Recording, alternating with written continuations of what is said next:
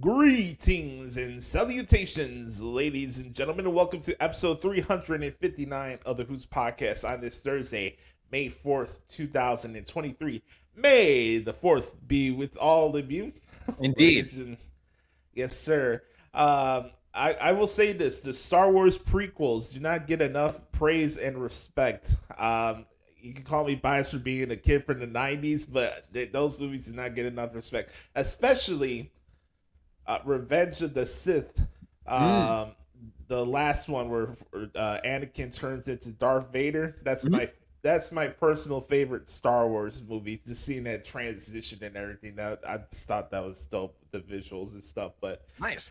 Anyways, let's not. I know we already talked about niche forms of entertainment every single week. We don't need to get nichier. Ladies and gentlemen, this is truly the nefarious brother Adam, aka Joshie Lopez. Welcome you all to the podcast at Hoots. Appreciate everybody who took time to check out our special last week, our NFL draft special, but not only that, our 7th anniversary special, which was really cool. And I'm very appreciative of every single one who took the time out of their night to hang out with myself, Brother Carter, Pat, the New England Mark, and the good brother of hot takes, Sam Piopo. So we had a blast.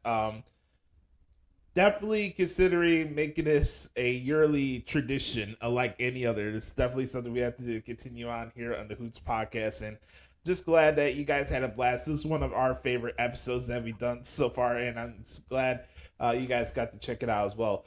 Really quick on the business end, again, like I mentioned before, we're right around like 78 or 77 like unique Spotify listeners away for reaching for ambassador ads. There's two major ways you can support this show and help expand and reach the show. I put in the little ticker screen you see on the screen here for Cash App and also on Spotify, because we have to have the rule is to qualify for ambassador ads, you need 100 unique Spotify listeners to get qualified for that. So even if you have to make fake Spotify accounts, if you guys can do that and help us out, that would mean the world to us. But outside of that, you can find me on Twitter at the Hoots Podcast.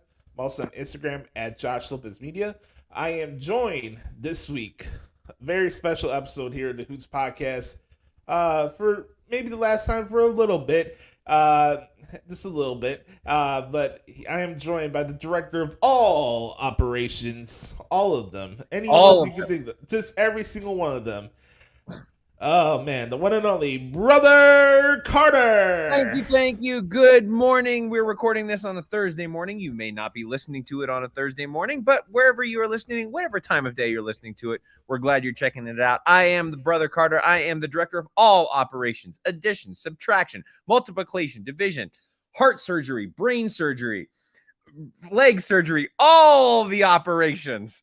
I got you covered. So thrilled to be here today to be with you. We're going to break down the WWE Draft 2023. We're going to give our predictions for Backlash this weekend, and then we will discuss the debacle that was last night's episode of AEW Dynamite in our flagship segment. And as Josh mentioned, this is my final show for a little while. And we'll talk about this throughout the show, kind of what I've been up to, what I'll be doing whenever we feel necessary to do that. But thrilled to be here. Thrilled to be chatting about some professional wrestling this morning, and let's get crack-a-lacking. I like it. Speaking of the good brother, Sammy just put us here on YouTube. You can read this for yourself. Thank you, Sam. Thank you, good brother. We appreciate you so much. Yeah, like I said, this is not a goodbye. I want to make that perfectly clear to everybody. This is not, well, let's just get this out of the way. Let's just talk about it. Let's just get it out of the way. Yep. So, as Josh mentioned, and you can see this on my Facebook, I'm actually moving to the great state of Arkansas. So shout out to all of our listeners out in Arkansas. I'll be out in your neck of the woods, literally in the woods, because I'm moving to a town with lots of trees and all that good stuff. But what? Trees? What? Streams? What? Hills? What? Beer? What? Little rocks? What? Big rocks? What? Medium-sized rocks? What? A shot of Walmart? whiskey. What? What? Oh, Walmart. Yeah. Walmart? What? Target? What? What? Sam's Club? What? What? By the way, shout out to all of B-Rod's favorite grocery stores and all that. Oh, yeah. That's right. I'll just still say about B-Rob, though. His honey ain't as good as mine. Oh, that was funny. But anyway, so yeah, I move into Arkansas. So over these next really 2 weeks, actually, I'm packing up my place. And we're moving in 2 weeks. I'll be actually in Arkansas about a month from now. And I was thinking about this when I was, as you get to these times of year, I started to reflect a little bit and started going back and listening to some old episodes of the Hoots podcast. And I actually took a small hiatus when I moved to Colorado as well, and I was away for a few months. Yeah. As I transitioned throughout the summer. So again, I'll be back in the future. I'm also getting married in about 6 weeks. So for all of you that are listening, feel free to contribute. Hopefully we can put a link in the show notes. If you want to contribute to the Derek wedding fund, the Derek and Ashley wedding fund. Yes. The weddings aren't cheap, as we've discovered, and neither is moving. So if any contributions would be greatly appreciated to all the faithful listeners. But a lot of events going on in life: moving, new wedding, new job, all that sort of good stuff. So I just need to take a little time away because I probably won't have some time to watch wrestling over the next few months. So I'll just take a little bit of time away to get resettled. But then once I get settled in my new life, I'll figure out how I'm going to be contributing to the podcast That Hoots, because this is a show that I love, a show I love being a part of. Oh gosh, Sam. Yeah, we're Sam just yeah. No, trust me, Sam. We're getting there, and it's like, hey, jeez. So yeah. But anyways, I'll definitely be back in the future, figuring out how I'm going to contribute, because I love this show. I love being a part of this show. And it's just been great to connect with everybody and have a lot of fun over the years. So, yeah, small little break, but I'm looking forward to being back in the future. Yeah. And we'll let Brother Carr talk a little bit more about it once we reach the final part of the show today. By the way, Sam, what you just put there, I could definitely use that. If I can move to Central Florida, that's probably what I would need. Yeah, no kidding. Yeah, absolutely. Get me out of Chicago now. Mm-hmm. But Josh, you don't want to be all around those Bull fans and those Bears fans. Though I will say the Bears had a pretty decent draft this year. Hey, I'll take your word more than anybody, because you watch college football. I don't know. No, Bears. I'm telling you, Bears. They're going to be. They had a good draft. You can build. And we proved this last year. And I told you this, by the way, 2 years ago. You can build a franchise around Justin Fields, and he's proven he knows what he's doing. And I told you that was going to happen 2 years ago, because I saw him at Ohio State. Well, I mean, you can understand my trepidation. I mean, at the end of the day, this is Chicago sports. What could go wrong? Oh, that's will true. Go wrong. I was going to say, you and Sam would know more than anybody about Chicago sports. Yeah. And the headaches you've had to endure. Oh, man. Yeah, I'm cautiously optimistic. I mean, the next big step really for the organization as a whole is to get the hell out of that UFO ship that's on the lakefront and move to Arlington Heights. Honestly, Brother Carter, that Soldier Field's an embarrassment. This is the charter franchise of the NFL, and we got a Jimmy Neutron NFL-style stadium. It's a freaking joke, okay? It's an embarrassment.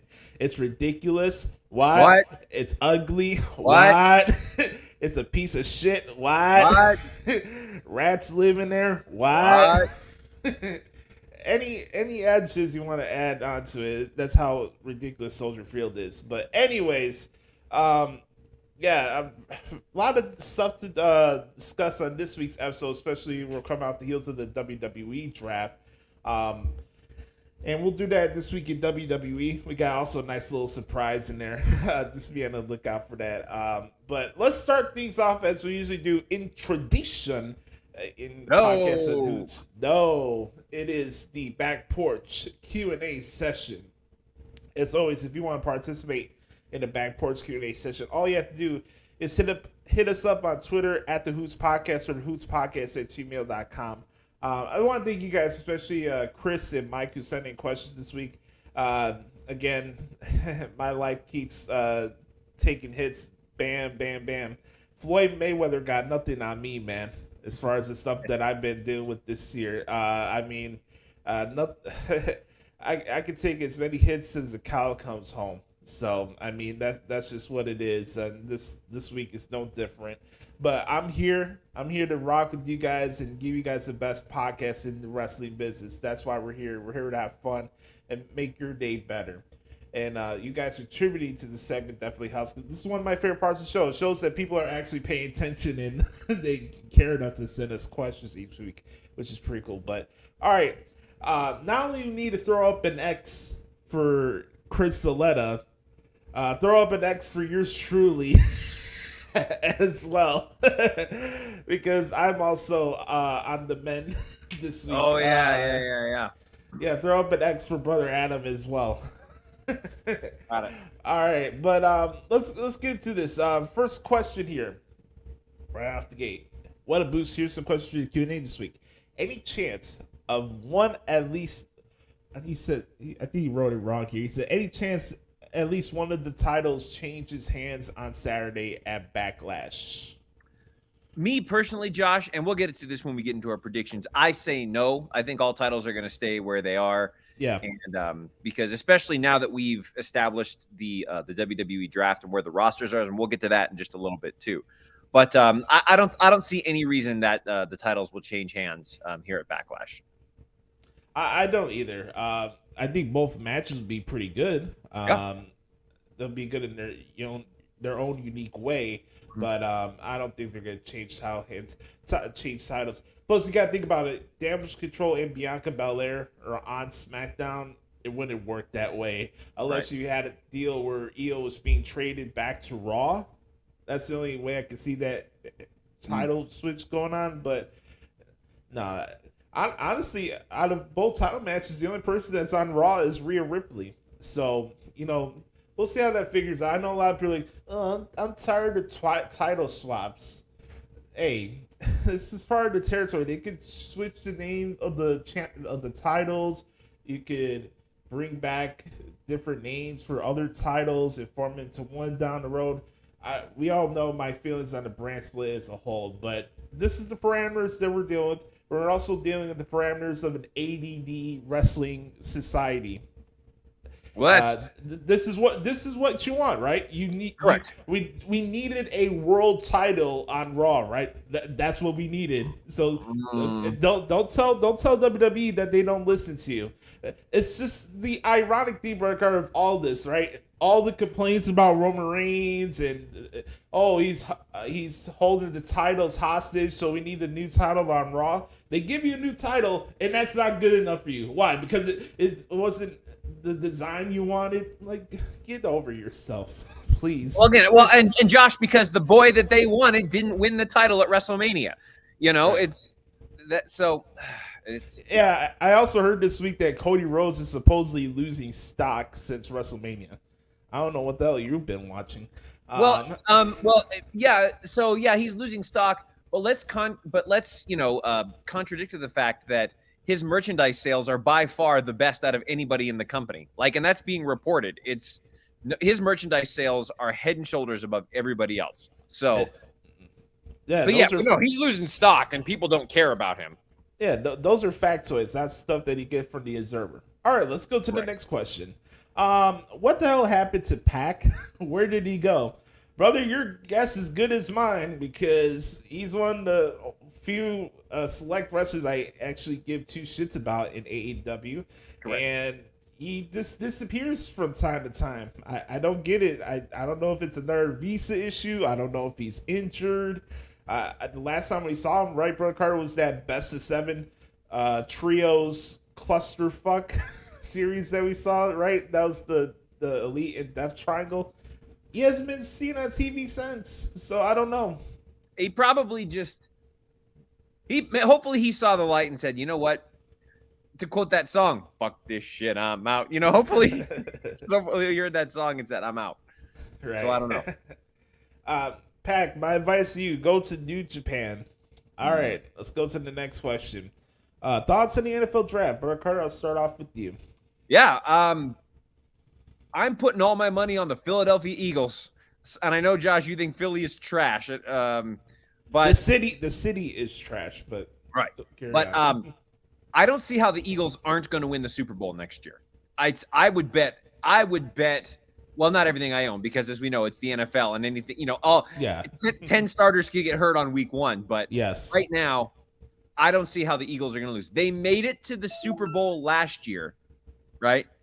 And then they went out and got Jalen Carter, who by some people, they think he's the best talent in the draft, even above Bryce Young and CJ Stroud in them. So there's one. And then they managed to get DeAndre Swift, the Lions' #1 running back. Well, and he kind of drifted to #2 over the season with Jamal Williams, but for a long time, DeAndre Swift was the #1 running back. And they added those two pieces to the puzzle. I'm just telling you, I don't see how the Eagles are going to not win the Super Bowl next year. But so I thought they did great. I think your Bears, Josh and Sam. Yeah, Sam. Sam, by the way, just commented, I'm still pissed about Jalen Carter. Yeah, there's the Bears' fine GMing skills in place right there. Hey, this is a reality too. Jalen Carter would have to be the lead dog if he was drafted to right now. Like, who's he learning from on our roster? Especially our D line. I mean, but yeah, no, I think but still, the Bears have reason to be excited with because you got Anthony Richardson, right? That quarterback. Yeah, the Colts got him. Yeah. Oh, yeah, Florida, right? Yeah. Wait, so who did the Bears get? Oh, they got Bijan. No, Bears got the tackle Darnell Wright from. Yes, that's right. Yeah, he's great. He's terrific. So that's going to be a good pickup for the Bears. But yeah, no, I just overall, I don't see how the Eagles aren't going to win the Super Bowl this next year. Well, there's been a conversation like that with the Eagles before. Do you remember that 2012 fantasy football team that the Eagles drove out together? Everybody's like, oh man, look how stacked the Eagles were. They didn't even make the playoffs that year. We'll see. I think they're definitely one of the favorites right now for the NFC for sure. But I'll tell you this right now. The AFC is going to be like Braveheart. They're just going to go and just try to destroy each other. A lot of good teams, a lot of good quarterbacks. And, hey, guess what? We'll need to find another excuse for Karen Rodgers in the next 9 months as to why he doesn't win another Super Bowl. But anyways, let's move on. I'll add on to this since he added stuff about the Eagles and Bears and stuff in these questions. I'll just say, for me, I'm glad that they addressed the positions that they needed to address. I could only go off of other people's opinions that watch college football. I'm not as in tune into that field, and really it doesn't matter until these guys hit the field, until they take the field. That's the only evaluations that matter. So I would hope that things are going the right direction. I heard that the defensive back that we got from Miami, Tyreek Stevenson's like a big, like physical, aggressive guy, cornerback, which believe it or not, it's definitely one of the other needs we actually needed. I mean, I know Jalen Johnson's good, but you have to think about the other side of the field on the defense for the cornerback position. Plus, there's a lot of good wide receivers in the NFC North. Even though Rodgers is still gone, he still got Amon St. Brown. What? Justin Jefferson. What? Jordan Addison. What?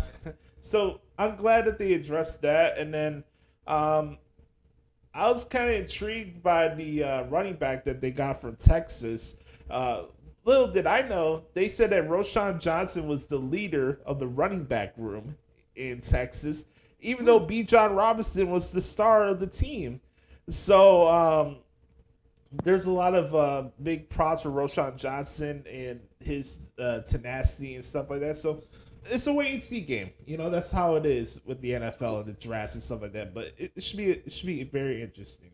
All right, how about this one? For Carter, I think you'll enjoy this.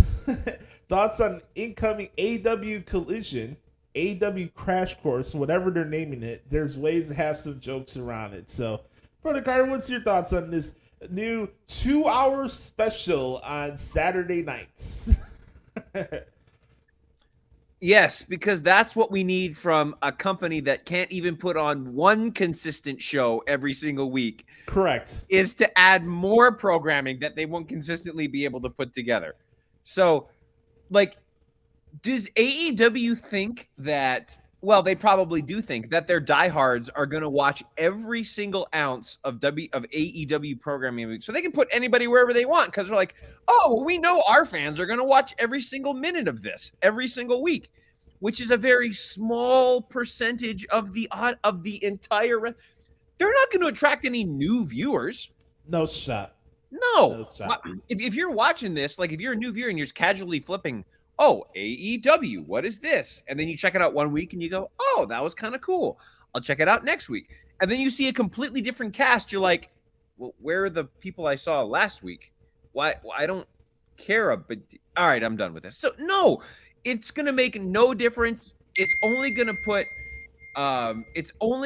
the company more in debt, because it's going to be more money that Tony Khan's got to pay out for an investment that he's not going to get back. It's no, it's I don't care about this. I'm not going to watch. It's just Tony Khan being a Mark Booker and playing wrestling booker when he has no idea what he's doing.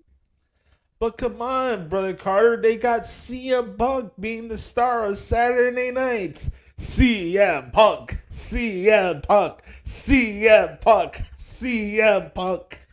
CM Punk, who made a desperate attempt at anything to show up at a WWE show and an Impact show, because that's how desperate he is for attention. Right. That, I can't stand him. I should probably lose 5 points in my performance. Oh, you do? Well, that chat. No, because I actually don't think so, because you were dissing your favorite wrestler of all time. So I don't have a problem with that at all, because let's face it, Josh, he's earned it. He's earned those negative, that dissing. I'm calling it a spade a spade. I love the guy. I love what he does as a character, all that fun stuff, but all the backstage BS and everything in between is just bad energy, and just, like Sam said last week, he is his own worst enemy, and I can call a spade, even though he is my favorite wrestler. And I already saw it, Brother Carter. He showed it to us even before the brawl happened. Look at the diminishing return in ratings and all this stuff while he was there actively. So, I mean, we could get our hopes up. Oh my God, they're going to sell out Wembley Stadium. Oh, they're back to being a real legitimate threat. Get the fuck out of here. Watch your product and see the levels where we are when it comes to competition and stuff. Give me a break. What, Josh, you're not excited about him versus Twinkle Toes in the main event of All In? Yeah, I'm excited for a year-long trios feud with Dead Court's ref as the referee. Yeah, I'm on pins and needles for that. How about this one? Best draft picks for the WWE draft. I'll give one, because we'll have to talk a little bit more into it for the segment. Yep. But for me, Brother Carter, it's Gunther to Raw. Yeah. That's my pick. Yeah, that's going to be hard to top. I'm looking at this too. I really like Gunther to Raw. I think that one's going to be huge. I'll say two others that really snuck out to me. Number one is Shinsuke Nakamura to Raw. I think I've always said he's kind of an underused talent, and I think he could be up there. And then for me, Josh, Grayson Waller to SmackDown. I think that is perfect. He's going to rise to the top real fast over there. I love it. I loved that pick. Grayson McMahon. I'm telling you right now, it would be good for Grayson Waller to get heat by having Shane McMahon pull like backstage politics strings for him. Just throwing that out there down the road. Don't be shocked by that. Look, they do the same shimmy on the stage with Carter. I'm telling you, give me him versus Austin Theory. You can sell that. Like I was Vince's chosen one. Well, it's clear Vince is gone. I'm the current chosen one by the McMahons. Like, you can easily play off that. That would be great. I mean, I don't know what's a bigger ego matchup, those two or MGF and Sammy Guevara. My God, there's not enough ego in the universe to contain all those guys. No. All right, thoughts on the Creed brothers and Dragunov not being drafted? look, I would love to see those guys, but also NXT needs to be a viable show to be on the USA Network. So as much as I would like to see the Creed brothers and stuff like that, this all comes in due time, and who knows, maybe by Rumble or after Mania next year, those guys will be on Raw or SmackDown. Well, you also don't want them to be drafted and then lost in the shuffle. Yeah. Which we're going to talk, which I think we'll talk about with people like I worry about a person like, Odyssey Jones or something like that. I was like, I'm not sure who this is, but all of a sudden they're on Raw. I'm like, I worry that they could get lost in the shuffle because you don't want that for that level of talent. So, right. All right, let's go to the next question here for Chris. He says, got to ask this question because Red Card is joining you. We really need to hear his thoughts as well because the news that came out before Dynamite last night that Will Washington joined AEW. I don't know if you saw this news as the show's going on last night. I'll just say this really quick on this. Like, I'm happy for Will. Will is one of the guys from Fightful. I know my points very clear about my feelings about dirt sheets and how people carried themselves and stuff like that. I do believe Will is one of the few exceptions to the rule. I think he's definitely a good guy. He's been doing podcasting stuff like this for over 15 years and stuff like that. I can agree to disagree with his opinions at times, but what I do respect about Will is that he speaks for himself, and I have a lot of respect for the grind and the time he put into his field and the stuff he was doing, and it does say something. I will say it does say something for the fact that Tony Khan gave a dirt sheet writer role in creative, PR. The title of the job is wrestling coordinator. It sounds like a made-up title. This seems like a made-up job title. Yeah. So here's the deal. I'm not saying any personal digs or anything at Will. I don't know him personally. I do respect his work. I respect people who grind, who bust their ass to get to where they are. It's not a reflection on the bad way towards Will. It's more on Tony Khan more than anything. From my point of view, but congratulations to him. I think it's cool. Yeah, I mean, I will never be mad at somebody about getting a job because, if they applied for a job and the company decided to give them a job, like that's no knock on them. Like he's getting to do probably one of his dreams, and that's awesome. Yeah. Congratulations to him for that. But I agree with you, Josh. Again, what is Tony Khan's? I'm trying to think of this. Whose opinion does Tony Khan really care about the most? Is it about what's best for his company, what's best for his wrestlers, or is it what the internet thinks? And again, we know this. Who does he pander to? To Alvarez, to Seltzer, to all, and now the fact that he's brought a podcast host on in an executive role is like, and again, I don't know the person. I've never met him. I don't know his work, but if you trust the grind and if he says he's been doing it for a long time, then great, good for him. But again, it's just like Tony thinks he's being a revolutionary, but he's just pandering. And it doesn't fend off perceptions of the company, right? Where you can kiss somebody's ass at a media scrum and you can get a job. Now, I'm not saying that Will is one of those guys. I'm not. Like I said, his work and his track record speaks for itself, and he got a really good deal that he had on Fightful. He was doing articles and the podcast they were doing on the side of that. The guy deserves what he got. He's good at what he does, and he's very talented. My issue is not with him. It's just the perception. Correct. Here you are. You'll only gauge and interact with those who kiss your ass, but you'll scoff at Ariel Hawani's of the world or other people who want to have just a casual conversation. They're not trying to attack you and be like, "Oh, why does your product is the Drizzling Shits, or why is it the second coming of TNA or whatever. I honestly, for me, I can understand why maybe he wouldn't want to do an interview with us. Right. You know what I mean? Right. Here's the difference. We're doing a podcast, and a lot of the stuff we talk about AEW is in jest and in comedy in a lot of ways. It's not really, we don't take it personally in a lot of ways. Myself and Brother Carter don't want AEW to fail. I don't want that to be the attention for you guys to take away from our segment each week. But we do have a responsibility to kind of debunk a lot of the hyperbole and bullshit that we see on social media when it comes to wrestling. And a lot of it comes from AEW. And they do themselves no favor in how they handle their PR issues. We all know their track record and all that. But honestly, for me, I'm happy for Will. I have nothing against again. I don't know him personally. I never talked to him.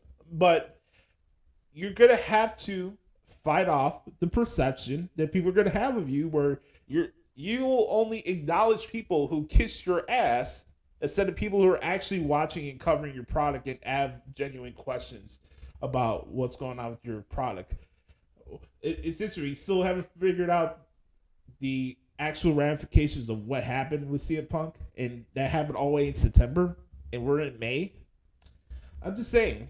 He just so Tony probably just thinks if I wait long enough and throw enough money at the problem, it'll go away. Yeah. That's part exactly. of it. And then did you see him go after that ESPN reporter? He's a fucking clown. He needs to stay off of Twitter. Oh last question for Chris here. He says, do the tag titles eventually get split? Can they be defended on both brands currently? And what happens with the NXT women's tag titles going forward now that the champs have been drafted to SmackDown? Hey, man, this is a week-to-week deal, man. I get it.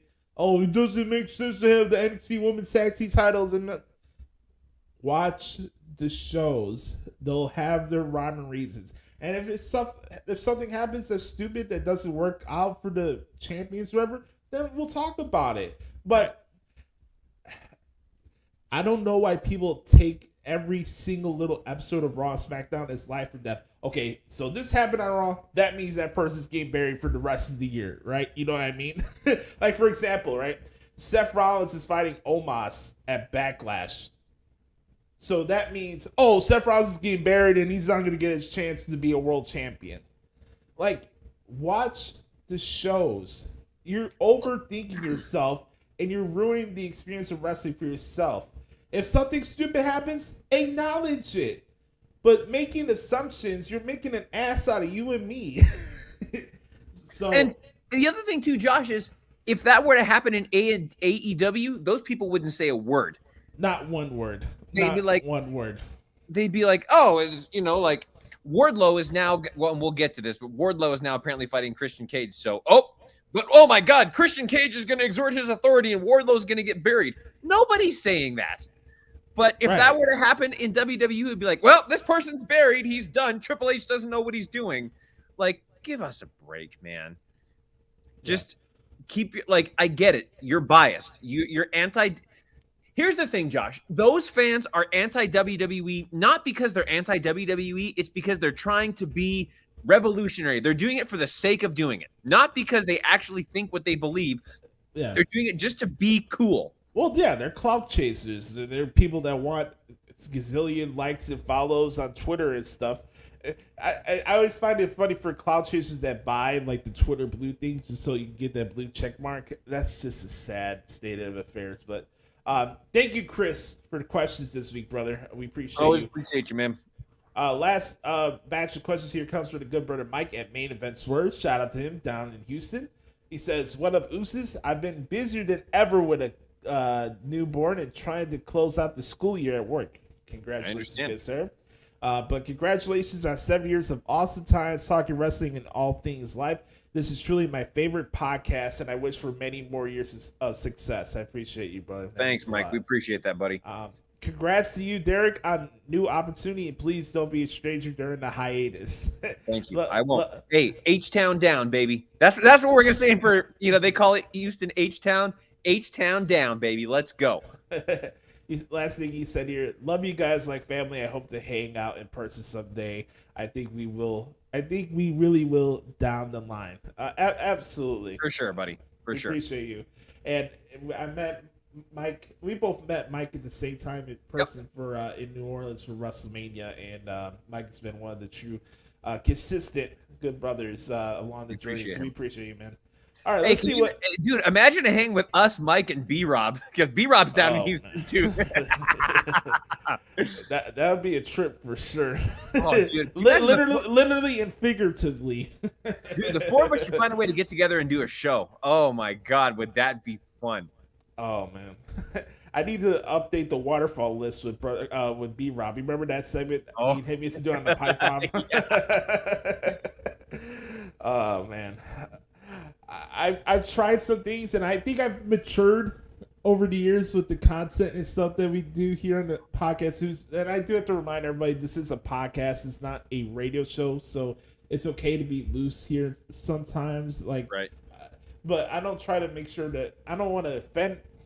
Well, if you're offended, that's your you problem, not a me problem. But you get my point. I'm not openly trying to make people I don't want to listen to this. That's not my intention here. But hey, it's a podcast. We're just trying to have fun and make you guys laugh a little bit. That's all. All right, let's see what Mike here has to say. Speaking of hiatuses, what are your thoughts on the WGA writers' strike, and how long do you think this one will unfortunately last? You've heard about this, right? About the Hollywood writers' strike. I mean, let's be honest. They haven't had any original ideas in Hollywood for years. So, correct. Yes. So, I mean, what difference does it make? To be quite honest with you, I don't think they'll just, if they need to, they'll find some new writers, they'll recycle some old ideas, and then they'll make money because that's what Hollywood does. So, to be quite honest with you, Josh, I don't care. I don't really think it's going to make a huge difference. I have no opinion on this. Yeah, I mean, just think about the fact that in Hollywood now, you're still having reruns and new spin-offs of stuff that went on in the 90s and stuff and all that. We're having Fast and the Furious 10 in a couple of weeks, I think. Guardians of the Galaxy is having their last movie coming out on Friday, actually. Yeah, I mean, I do believe that writers should be properly compensated. I do believe that, and I'm sure there's been some injustices along the way where writing in any form of entertainment. Hell, we just saw the news about that recent lawsuit that WWE got with the writer that mentioned the stuff about ideas that were pitched that had racial tones to it, stuff like that. Yep. The good thing is the writer that was in that lawsuit was fired. But again, this stuff happens, and I don't think it's right. I don't. No. Anything that has to do with race or disrespecting women, I don't have any respect for that. Whether it's figuratively or people hitting women or whatever, I don't have respect for that whatsoever. Entertainment is not a morality hub. That's a harsh reality that some people need to understand. Right. I don't have to agree with it. I don't have to accept it. Neither do you. But we also need to live in reality a little bit. I think a lot of people go over the top trying to cancel people and go on these soapboxes about, oh, you need to do this because of morale reasons. We don't live in the morale world. We don't. And that's unfortunate, but it is. It's I know it is what it is. Is a cop-out answer, but it's the truth. Right. And I hope that the writers do get compensated, and there are equal pay for women and men and stuff like that. All that.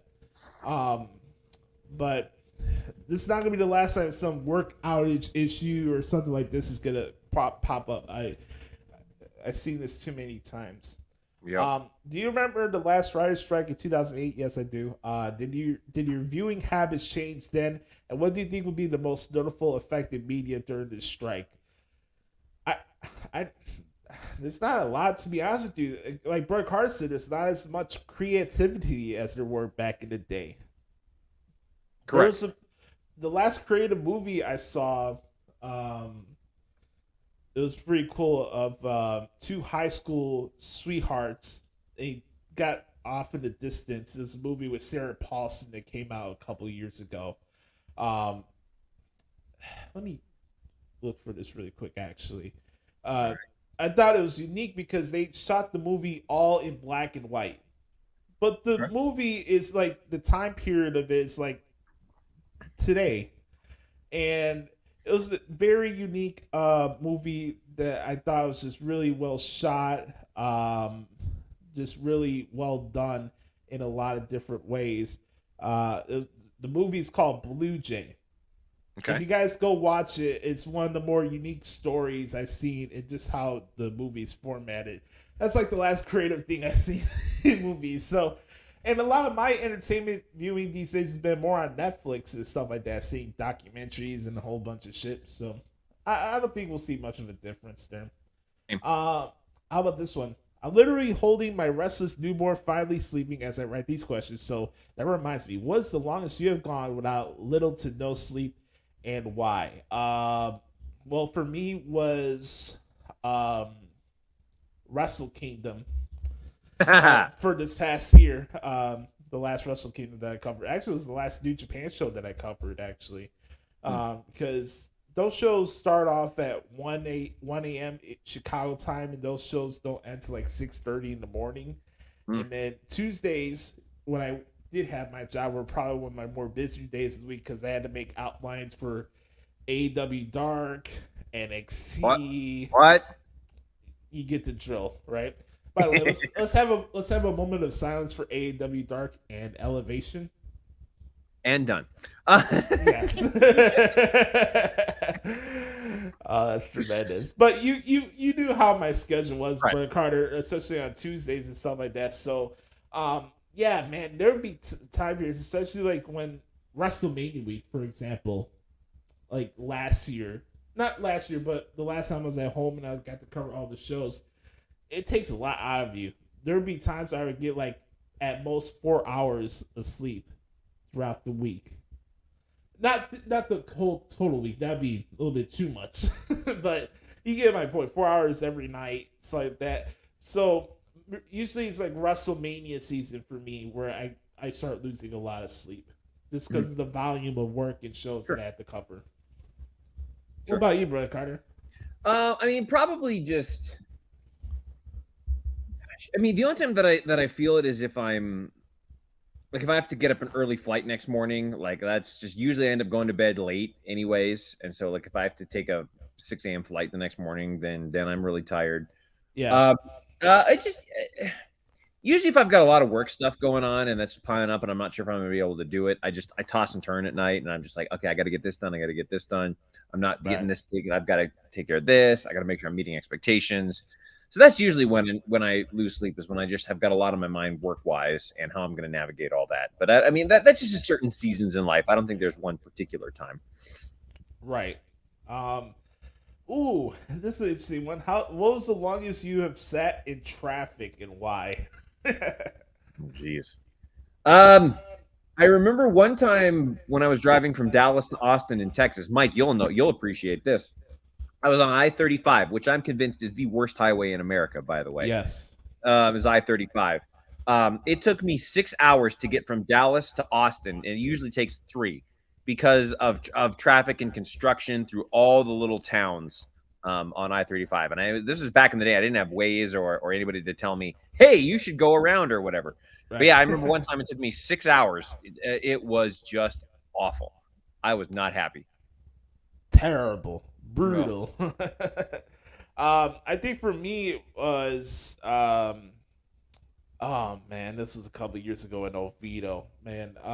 When I was going back to the airport for Chicago, oh man, that day sucked because everything that would happen, but it was like 7 o'clock in the morning. So the hotel that I was staying at in Oviedo was like 25 minutes away driving distance, right, from the airport. I had a flight that was at 11. Mm-hmm. So I woke up at 7, get my stuff situated or whatever. Usually for me, I like going to the airport maybe like, I don't know, an hour and a half or 2 before my flight goes off. everybody has their own different protocols of how they want to go about traveling and stuff like that, right? So I'm doing what I do, get ready to give my key back to the checkout and all that fun stuff. And no joke, Brother Carter, I got into my Uber ride. Took me literally 2.5 hours to get to the Orlando airport. By the way, Orlando airport is one of the shittiest airports on God's green earth. Really? Just the process of getting in and out and all that. I mean, it's cool visually and all this stuff, but just talking about the process and the service there is just kind of crappy. But for me, like to get there 2.5 hours, I had literally 35 minutes to get to my gate. Oh my goodness. By the time I got to the airport. So here I am. My heart's shattered. I feel like shit, like just get me home or whatever. And I'm like in the back, like, what the hell's going on? So there was one of the bridges in Florida. I forgot what city we were driving past, but one of the bridges were starting to like creak, like crack in half. And there was construction going on and make sure that we didn't prevent any injuries. So we did like a full U-turn across the highway in Orlando. And Orlando gets bad traffic, especially in the morning time. Oh man, it was rough. I got to the airport, hauled ass like I was back playing high school football. I got to my gate literally like, I don't know, like 10, 12 minutes before we were supposed to board or whatever. And I'm like, Mamma mia, man. That was the longest for me I ever been in traffic, and it just concluded one of the crappiest weekends of my entire life. Yeah, I remember that was a tough weekend. I remember that for you, Brother Adam. That wasn't fun. No. Next question from Mike here. He says, football question. Other than Bryson and Carolina, what was your favorite pick in the NFL draft? I'll tell you mine. Sean Clifford to the Packers. Just for entertainment purposes. Oh, man. I don't know. For entertainment, I'm going to go Will Levis to Tennessee because it took him so long and the social media stuff was hilarious.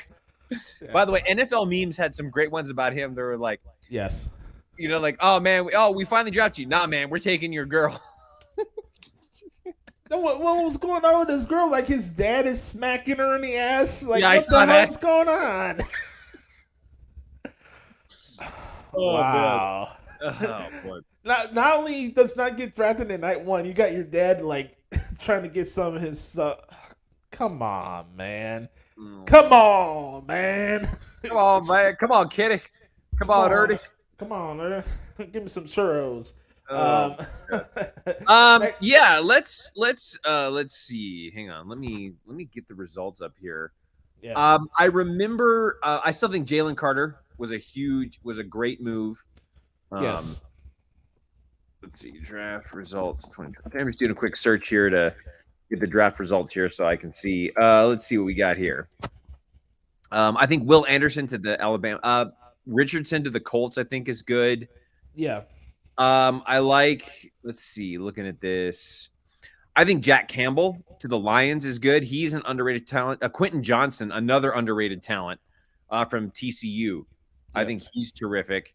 By the way, if you have the opportunity to watch Stephen A. Smith react to the Dallas Cowboys draft, it's yes, that's tremendous. Oh my God! My favorite part of the draft this week, for me, was, I'll say this really quick, was the moment with Deuce Vaughn and his dad, the video with the Cowgirls, where his dad, the scout, got to tell him that his son was getting drafted. I thought that was very cool. Yeah, I know we rip on the Cowboys, and rightfully so, but I thought that was awesome. Yeah, good stuff there. All right. Next question here from Mike here. He says, also, is it surprising that the Texans pulled off a Seth Rollins-like WrestleMania 31 swerve by picking superstars at 2 and 3, yet few outlets are even rating them top 5 in the drafts? Listen, go ahead, Brother Carter. I was going to say, if you're the Texans, you're loving that because that means we snuck under the radar. Nobody's giving a damn about us. Perfect opportunity, if they can do it, develop your players, start to, again, just, internally take care of a bunch of stuff and then boom, launch week 1. So I think if I'm the Texans, I'm feeling great right now because they're like, people still doubt us. We were able to steal a couple of great draft picks. I think Texans are in great shape. Is it fair to see 8 wins out of the Texans now going into this year? Still not a winning record, but much improved. Yeah. I'll say yes just because of the division you're in. I think Jacksonville is probably going to take a step back this year. Tennessee is heading towards a rebuild, right? And the Colts are, they got their quarterback. They don't know what they're going to happen. So you might squeak out 7 or 8 wins just by default, to be honest with you. AFC South is mid. Yes. Correct. All right. I mean, the owner of, the owner of the team that won that division this last year is named Khan. That's all you need to know. Yes, correct. I can't believe I had to see Tony Khan hug Doug Peterson during the draft last week. We see enough of those as it is. All right. I can't fully speak for our friend Sam People. Shout out. But he seemed to not like the Bears draft picks much. What you say about their picks overall? I'll just say, like I said earlier, I think they addressed the positions that they needed to address. And all we can evaluate is what we see on the field. And all I know from the tape I saw for Darnell Wright is that he just doesn't care. He'll run through your ass. And we need physical football players. We need to bring back that physical identity to our football team, not only on the offensive line, but the defensive line too. I say it 100 times, but the sentiment remains the same. You will not win football games if you're not good in the trenches. Period. I don't care how many star receivers you got, how many flashy, sexy, whatever adjectives you want to attach to football players. Like, you can have the flavor of the month in the Sports Center highlight reel players, but also it don't matter if your offensive line is ass and your defensive line can't stop a run if they're light dependent on it. So it's a team game, and I like that they addressed what they need to address. And honestly, there wasn't a pick for me where I was like, what the fuck are we doing here? I'm kind of intrigued by the receiver that we got from Cincinnati. Trevor Scott is his name. Trevor or Tyler Scott, I forgot. But the speedy receiver from Cincinnati, I think, could be a good addition to the roster. And then you got Zach Pickens from South Carolina. I was watching some tape of him the other day. Guys, I think he's going to be pretty decent in the NFL, to say the least. But yeah, I mean, I'm the worst person when it comes to like evaluating drafts. I'm not gonna come here and give you a draft grade or whatever when it comes to the Bears, because nobody needs that. And I think draft grades for NFL teams are kind of corny, but that's just my opinion. But I'll say this though, shout out to our boy Adam Daly. I kind of like the guy that they got, Tyree Wilson. I think he's gonna be a baller down there in Oakland, and they needed a good pass rusher for a while. I know Max Crosby's good, but it's always good to have two dominant pass rushers. So I think they got a good pick there for Vegas this year. But as we wait for the return of Brother Carter here onto the set, I'll just go back to some stuff that I saw with the Bears. I am kind of curious if they do go fully in on this Arlington Heights move, because we need a new stadium. We just do. We need a new stadium bad. All right, Brother Carter, let's go to the next question here. He says, speaking of drafts, do you guys care to take a victory lap about your WWE draft predictions? I mean, you guys nailed it on pretty much everything. Brother Carter, you want to take that? No. No, I mean, just once again, Josh, this is why we're the best wrestling podcast on the internet. We know, we can see it. We've got a vision. We're like Rollins. We're the visionaries, Yes, the revolutionary. That's right. I mean, we just, whether we were right or whether we were wrong, it doesn't matter. Like, it's just, no, it doesn't matter at the end. We were just having some fun with it, and we happened to be right this year. So it's like March Madness. You have some fun with it, and some years you're right. So there you go. I will say our show is the most in tune with the current product and looking at it objectively, fairly at the right place. Right.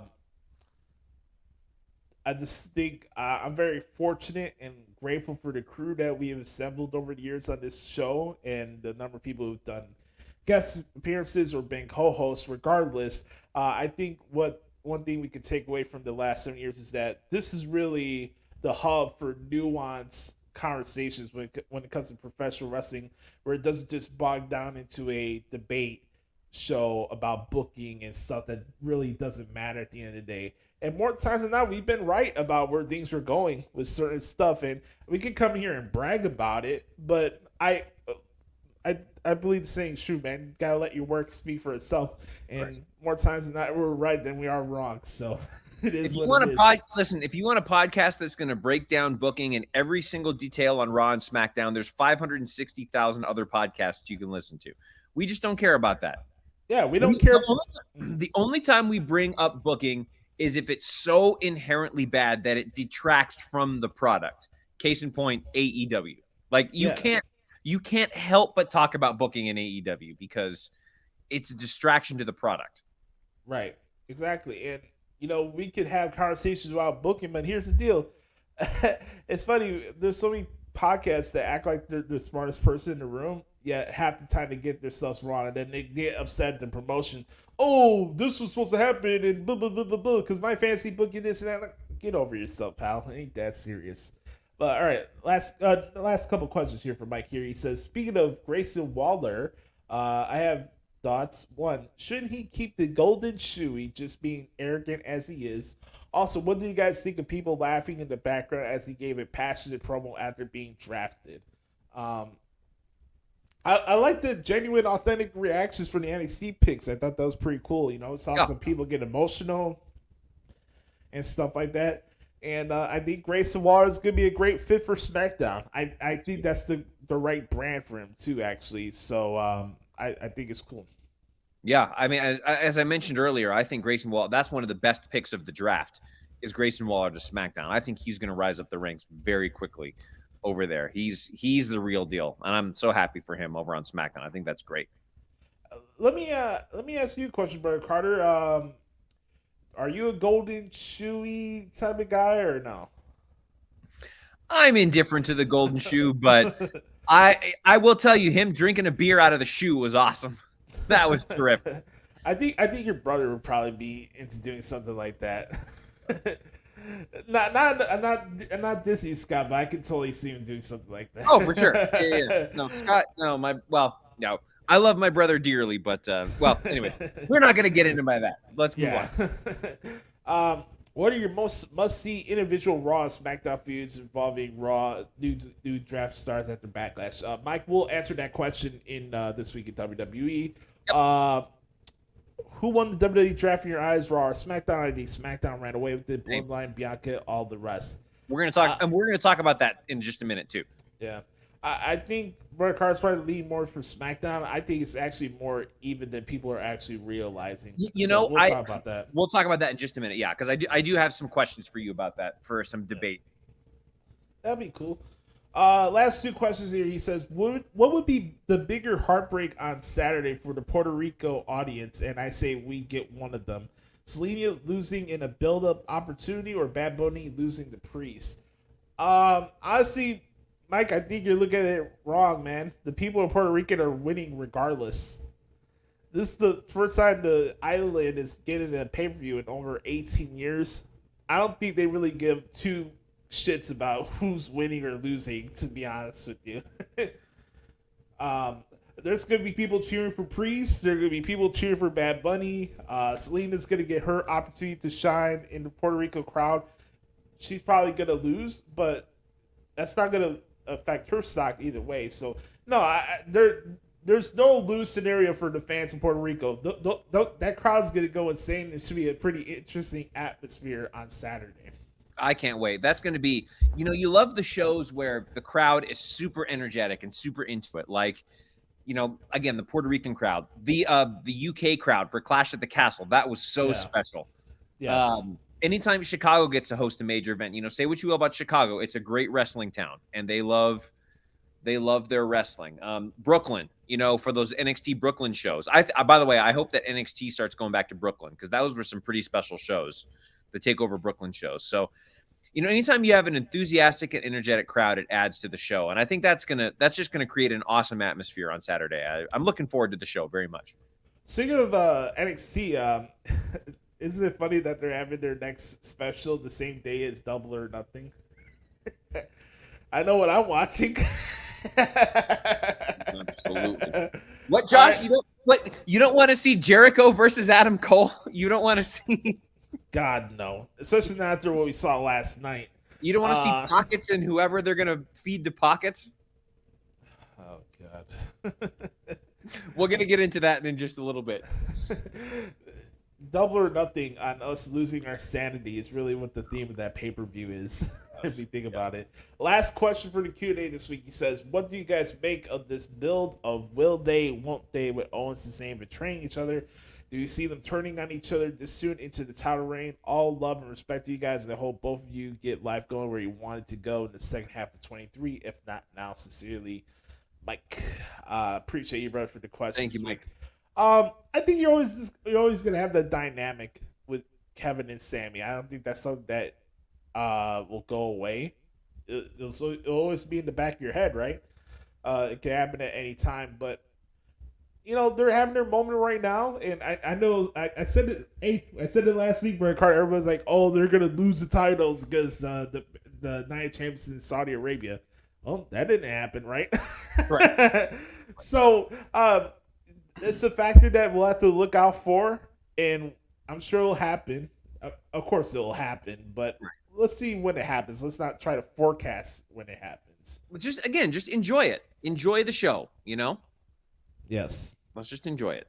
I want to thank Chris and Mike for some awesome questions. We great back porch Q&A session this week. As always, if you want to participate in the segment, all I have to do is hit us up at Twitter at the Hoots Podcast or the Hoots Podcast at gmail.com.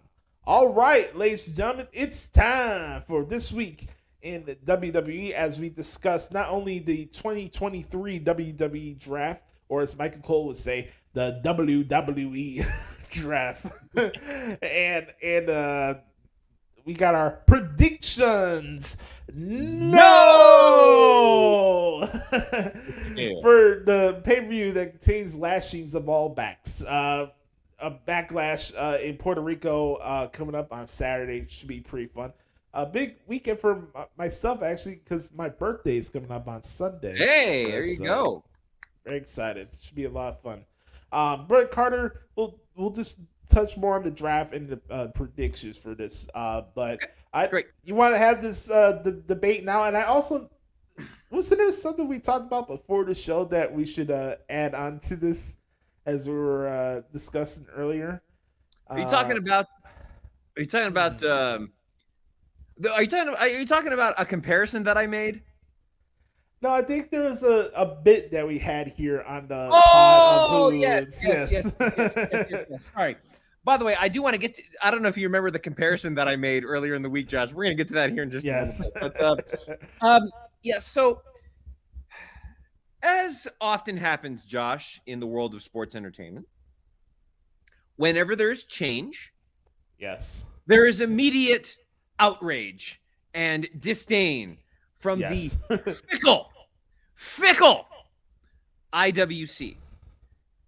And I would just like to say to everybody, everyone needs to just calm down, relax, chill, and let's just take some time here to breathe and allow me to educate you one and all.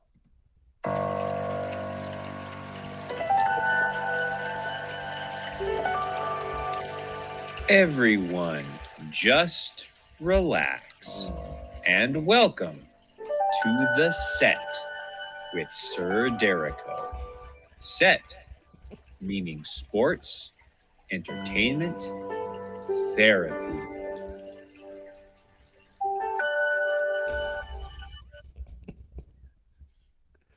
Yes, let us just calmly breathe and relax.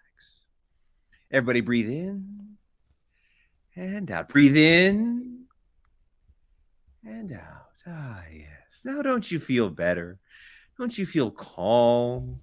Don't you feel, see? Sam loves it. That's great. That's the exact effect that we're going for. Okay. Sports entertainment therapy. Let's get going with this. Now, Yes. so let's talk about the WWE draft here in a very fair, calm, objective way. Correct. Yes. So just a couple initial thoughts about this. Josh, you touched on this earlier. And the main takeaway for me from the WWE draft this year is it is very obvious to me what where WWE's focus and where WWE's priorities are and how they've set up their shows. You mentioned this earlier, and I completely agree. It is very obvious to me SmackDown is the A show. That is where WWE is putting all of their energy. That's where they feel that the cream of the crop is on SmackDown. And I get it. It's on Fox, which is one of the 4 major networks in the United States. It's going to reach way more people than the show on USA because not everybody has cable.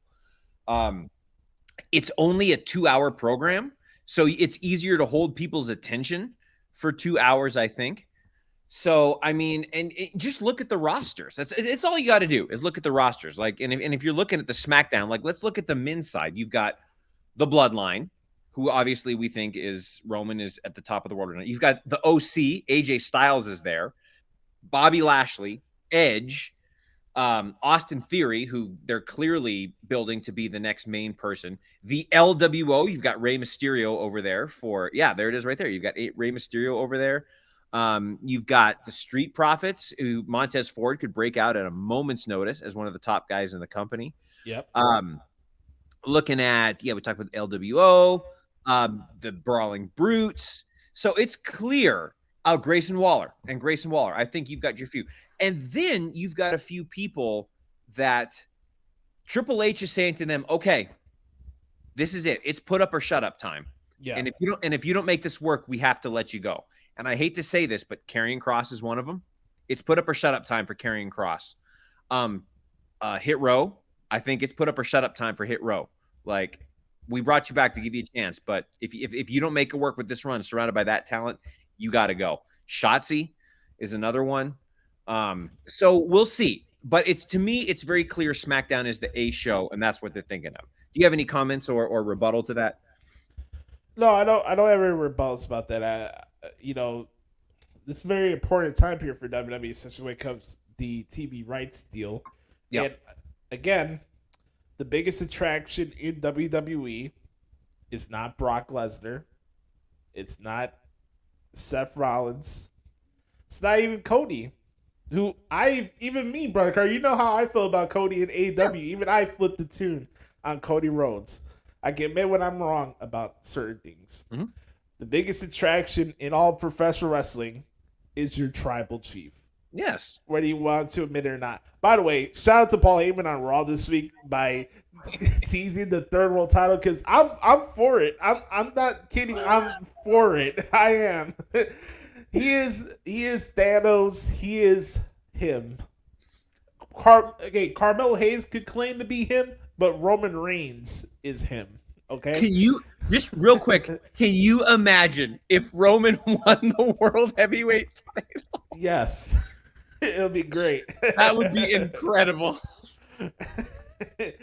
But I think you brought up some solid points, especially about nut cutting time, and gotta now or never, right? That's the saying, right? Yeah.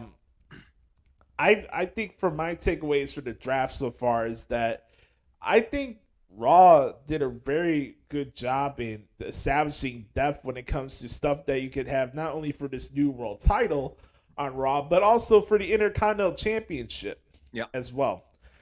I think for me, SmackDown did a better job in reshaping their women's division. Mm-hmm. I really think SmackDown's women's division is going to be way more enhanced than it's been over the last couple of months. I know you were mentioning that before in past episodes of the Hoots Podcast. And I think you got Bianca, Asuka, Alba Fire, Isla Dawn, Bayley. Whenever they decide, Damage Control decides to split off, right. You have other feuds you can get into. And don't forget the GOAT. Woo! Yes, I forgot Charlotte's still on SmackDown. And this is a good play field for Raw. I know we had the scenario with Kevin and Sammy being tag champions, so will they not go to different brands or whatever? But here's the deal. You have a lot of big name guys there. And I know there's a lot of baby faces. I think that was a complaint that I saw on Twitter, assuming baby faces on Raw. It's always one thing or another, right? Oh, there's not enough heels, there's not enough faces. Like, people can't make up their mind. But here's the deal. When it comes to Raw, I think you have potential of having some heel turns that people don't expect, and heel turns that could work. Like Drew McIntyre turning heel. Yes. I'm very curious to see how Nakamura does on Raw. I think when it comes to NXT pickups, I think Raw got the better end of it than SmackDown. Think about it. You got Zoe Stark, who could become one of those breakout performers for the females division. Then you got Jordan Devlin. They call him JD McDonough, but I'm just going to call him Jordan Devlin because I've always had from NXT UK. He's a beast. By the way, folks, if you need to see a good match, check out Jordan Devlin and Dragon Lee from NXT this week. It was fucking awesome. But honestly, I don't think Raw is getting enough credit for more how balanced it is. SmackDown's got a lot of great names. I'm excited for Bobby Lashley to be on SmackDown. I'm excited for another idea of having Roman Reigns and AJ Styles fighting each other again. I think that'd be dope. But I think you make very solid points. My point is, I think that Raw, as the months will go by, can provide some different style of feuds. And hey, don't be shocked if Cody Rhodes finds his way towards SmackDown by the end of the year, or some trade goes down. I'll just say that. No, what I like about Raw is it's giving opportunities for folks that have been lost in the shuffle, who have just been grinding and sticking with it. Folks, they're going to have opportunities to shine on a smaller stage. And then if they're really rocking, they'll get sent over to Raw. I'm thinking of people like Dana Brooke, who I've always said Dana Brooke is incredibly talented, but has never found the right gimmick. So I think she's got opportunities. Piper Niven, certainly. Riddick Moss, who was great. His stuff with Corbin was great. So let's see, who else? Apollo Crews, him getting another shot at the main roster. Johnny Gargano, Shinsuke, who I've mentioned. Yep. So all these folks. By the way, I mentioned this on Twitter. I would actually wouldn't be objected to a stable combining the Maximum Male Models and Alpha Academy. I think that would be a great little stable. Yeah, I think that would be terrific. Think about this: Gunther and Johnny Gargano in an IC title match. Think about that, right? Or Gunther versus Damian Priest. Like, can you imagine that for the IC title? Right. Or Dominic. Gunther versus Dominic.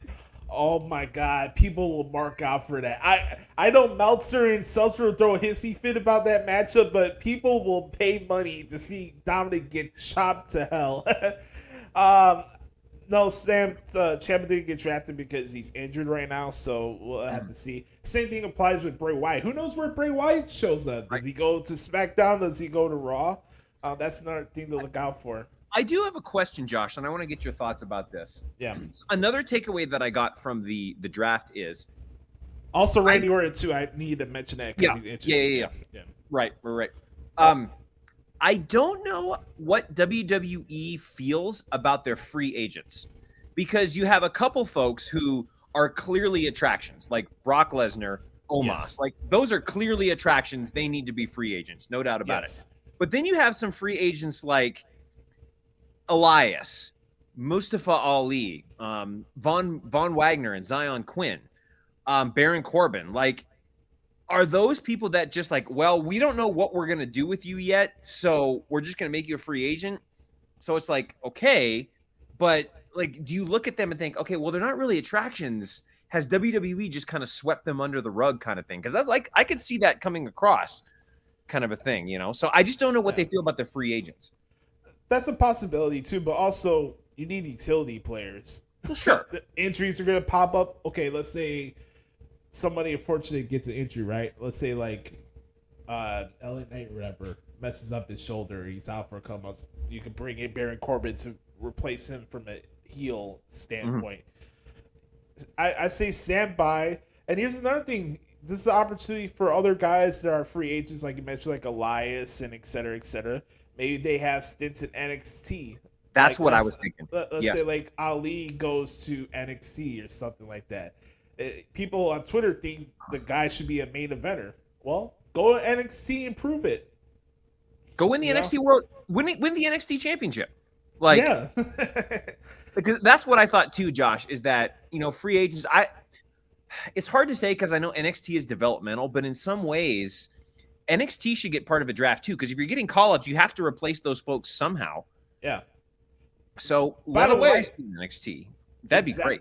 Exactly. Think about it. Apollo Crews and Jinder Mahal went to NXT, and now they're back. The modern day Maharaja is back. Yes. Dude, what if they gave him the world title? Imagine if they put the world title on Jinder Mahal. That would be great. Here's a comment here from Sam. He says, "You want Heat have Roman win the title? Yes, the booing would go longer than when he beat the Undertaker." I totally agree with that. That'd be great.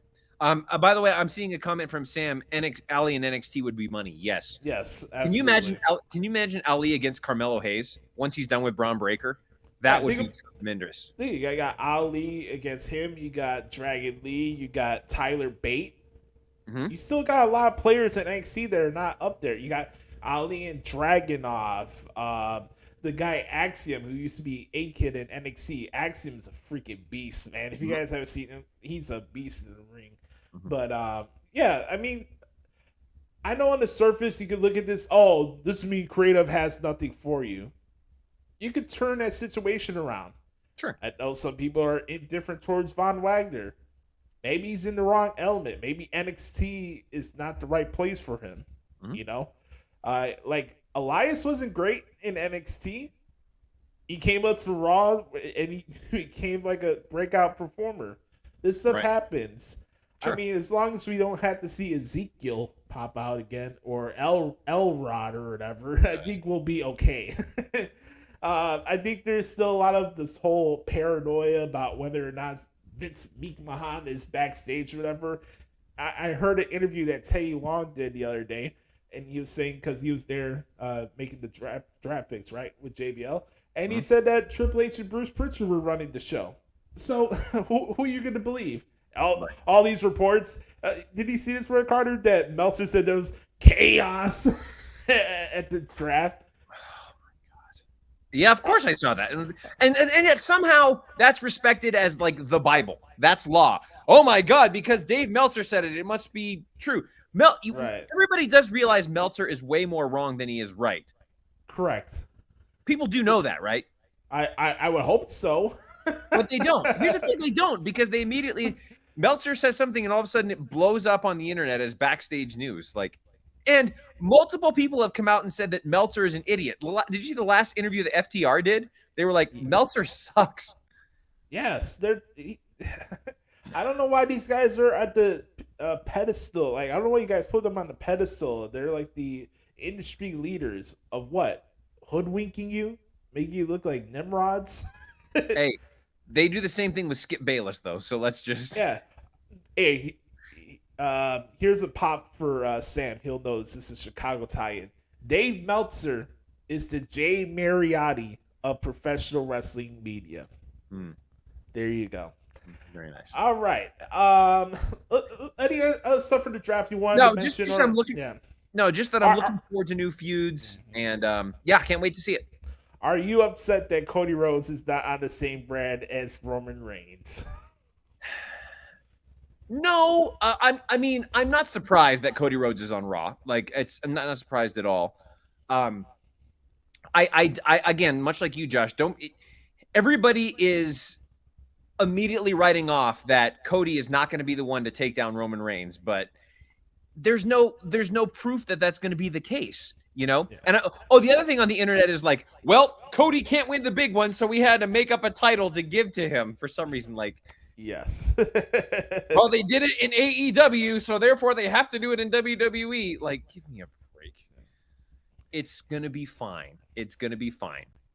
Yeah, Sam, I know Skippy Bayless plays a gimmick. I'm talking about Jay Mariotti. Remember the guy from Around the Horn? The douche canoe for the Sun Times? Yeah, he reminds me more of Meltzer more than anybody. But yeah, Skip Bayless is another topic for another time. Yeah. But, it's going to be great. I was going to say this before we get to our predictions. Yes. I'm very excited to see what's going to go down for Cody in the next couple of months. We'll have to see how this world title tournament plays out at Night of Champions. But I will say, though, I got to give a big round of applause for Dominic Mysterio this past Monday night on Raw. My God. My God. I remember that funny segment where it was like John Cena and Vicky Guerrero, and this happened, I think, in Austin, right? Like, she was getting like extra booze. I don't know if it's just a Texas thing, but this poor kid was getting booed out of the damn arena on Monday. My God, it was awesome. You want to know what heat is? That's heat, not fucking Sanjay Dutt and Jeff Jarrett and Jay Lethal, wherever the hell that group is. Oh my God. Well, they were in overalls this week, Josh. So that segment was pretty funny, I would say.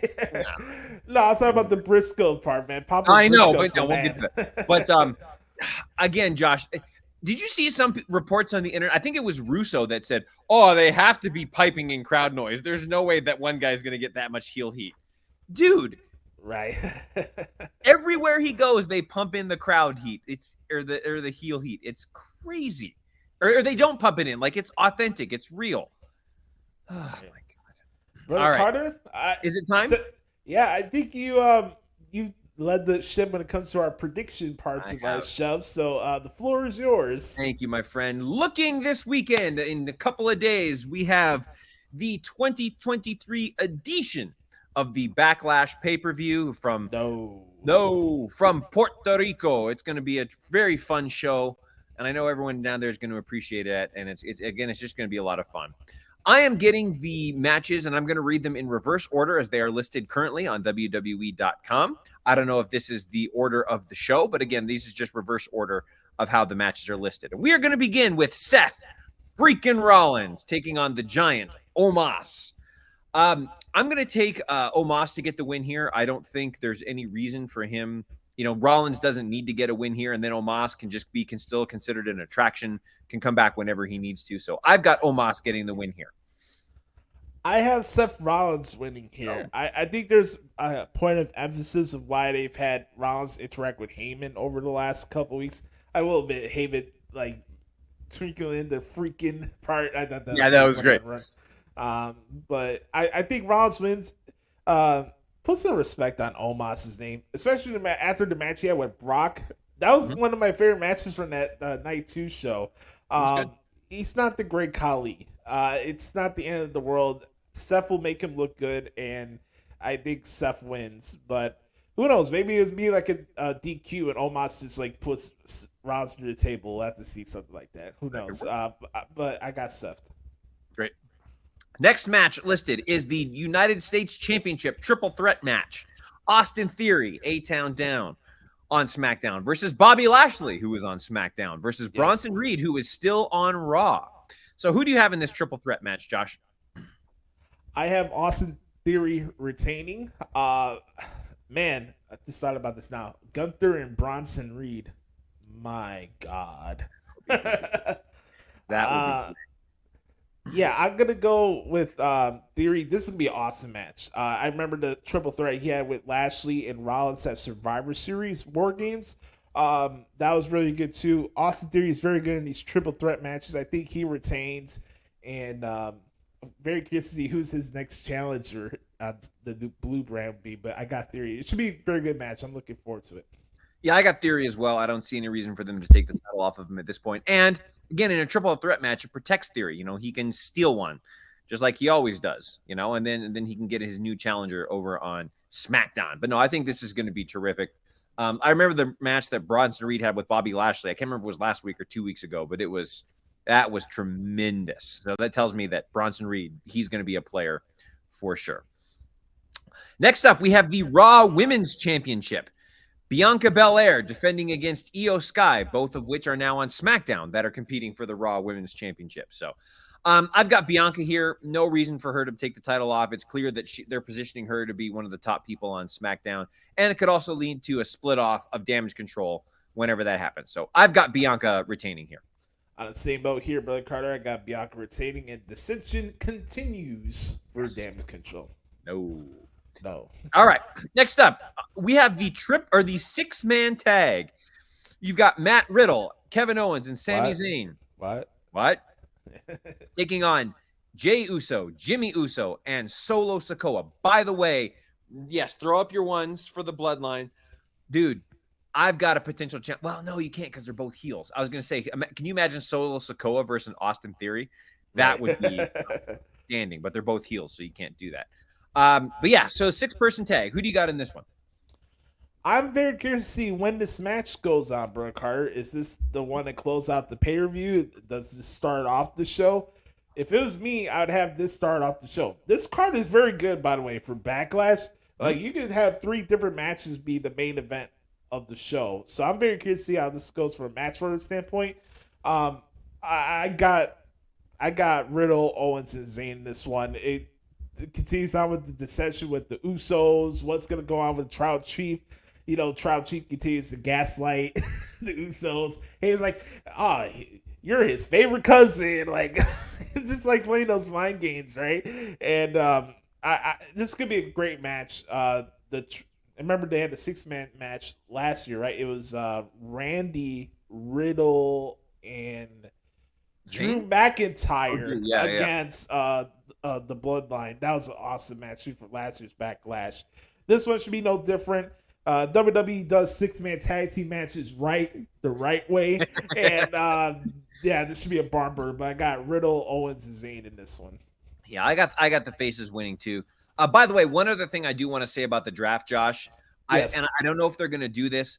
I really believe that both the men's and women's tag team champions need to not be exclusive, and they need to be able to defend the titles on both shows. Because I think if you have a SmackDown tag team champion and a SmackDown women's tag team championship, that just completely oversaturates the titles on both shows. Correct. I think those titles need to be. So hopefully that will be the case, and eventually they'll just create one belt for Zayn and Owens. But you can do what you did in the Ruthless Aggression era, right? You have the WWE tag team titles and the World Tag Team titles, like it was in the Ruthless Aggression. If you need 2 titles, like you're saying, right? Right, but I'm saying I don't think that should happen. I think there should be one set of tag team titles for all of the men and one set of women's tag team titles for all of the women. I'm fine with that. With that. Yeah, just so you don't muddy up the waters. But I've got the faces winning here. What were you gonna say? No, I was kind of curious to see how they're going to go about the pay-per-views as the year goes on since we did the draft. Now I don't know if we're getting extra pay-per-views. I haven't heard any news on that. We'll see. I'm not in the weeds when it comes to the rumor and innuendo stuff, so I don't know what's really going on. I mean, I haven't heard anything about that. More pay-per-views. I don't think that they should, because again, we complain it's just too much content. We complain about that with AEW. There isn't enough time for things to breathe, and people just can't watch everything. Right. There just isn't enough time to watch everything. But okay, next up, we've got the SmackDown Women's Championship. Rhea Ripley, who is currently on Raw, defending against LWO member Zelina Vega in her home country of home territory of Puerto Rico. Obviously, I've got Rhea Ripley here, but I think Zelina Vega is going to show out. I think she's going to have a tremendous performance, and that reception for her is going to be awesome.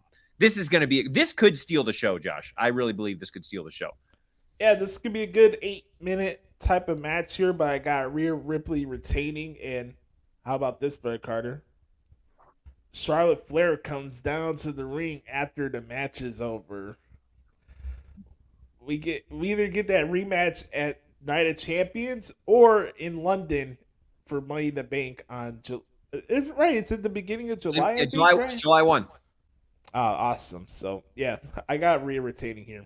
That'd be great. Because as we all know, Josh, mommy is always on top. Okay. That was great, by the way. Oh man, that's beautiful. All right. Next up, in a San Juan street fight, Bad Bunny, who, by the way, I completely disagree with Jim Cornette on this, who says that Bad Bunny should not be in this street fight. He's wrong about this. This is going to be awesome. Bad Bunny against Damian Priest in a San Juan street fight. Bad Bunny has proven himself that he belongs in WWE. This is going to be tremendous. Who you got winning here? Really quick on Cornette. All due respect, you know how much I love Cornette and his stuff. Like, he's the master of, you would think this guy never worked in the WWE for the amount of time he says every time he reviews a show about long entrances and letting things stretch out and all these like minuscule stuff that he complains about every single match and every show.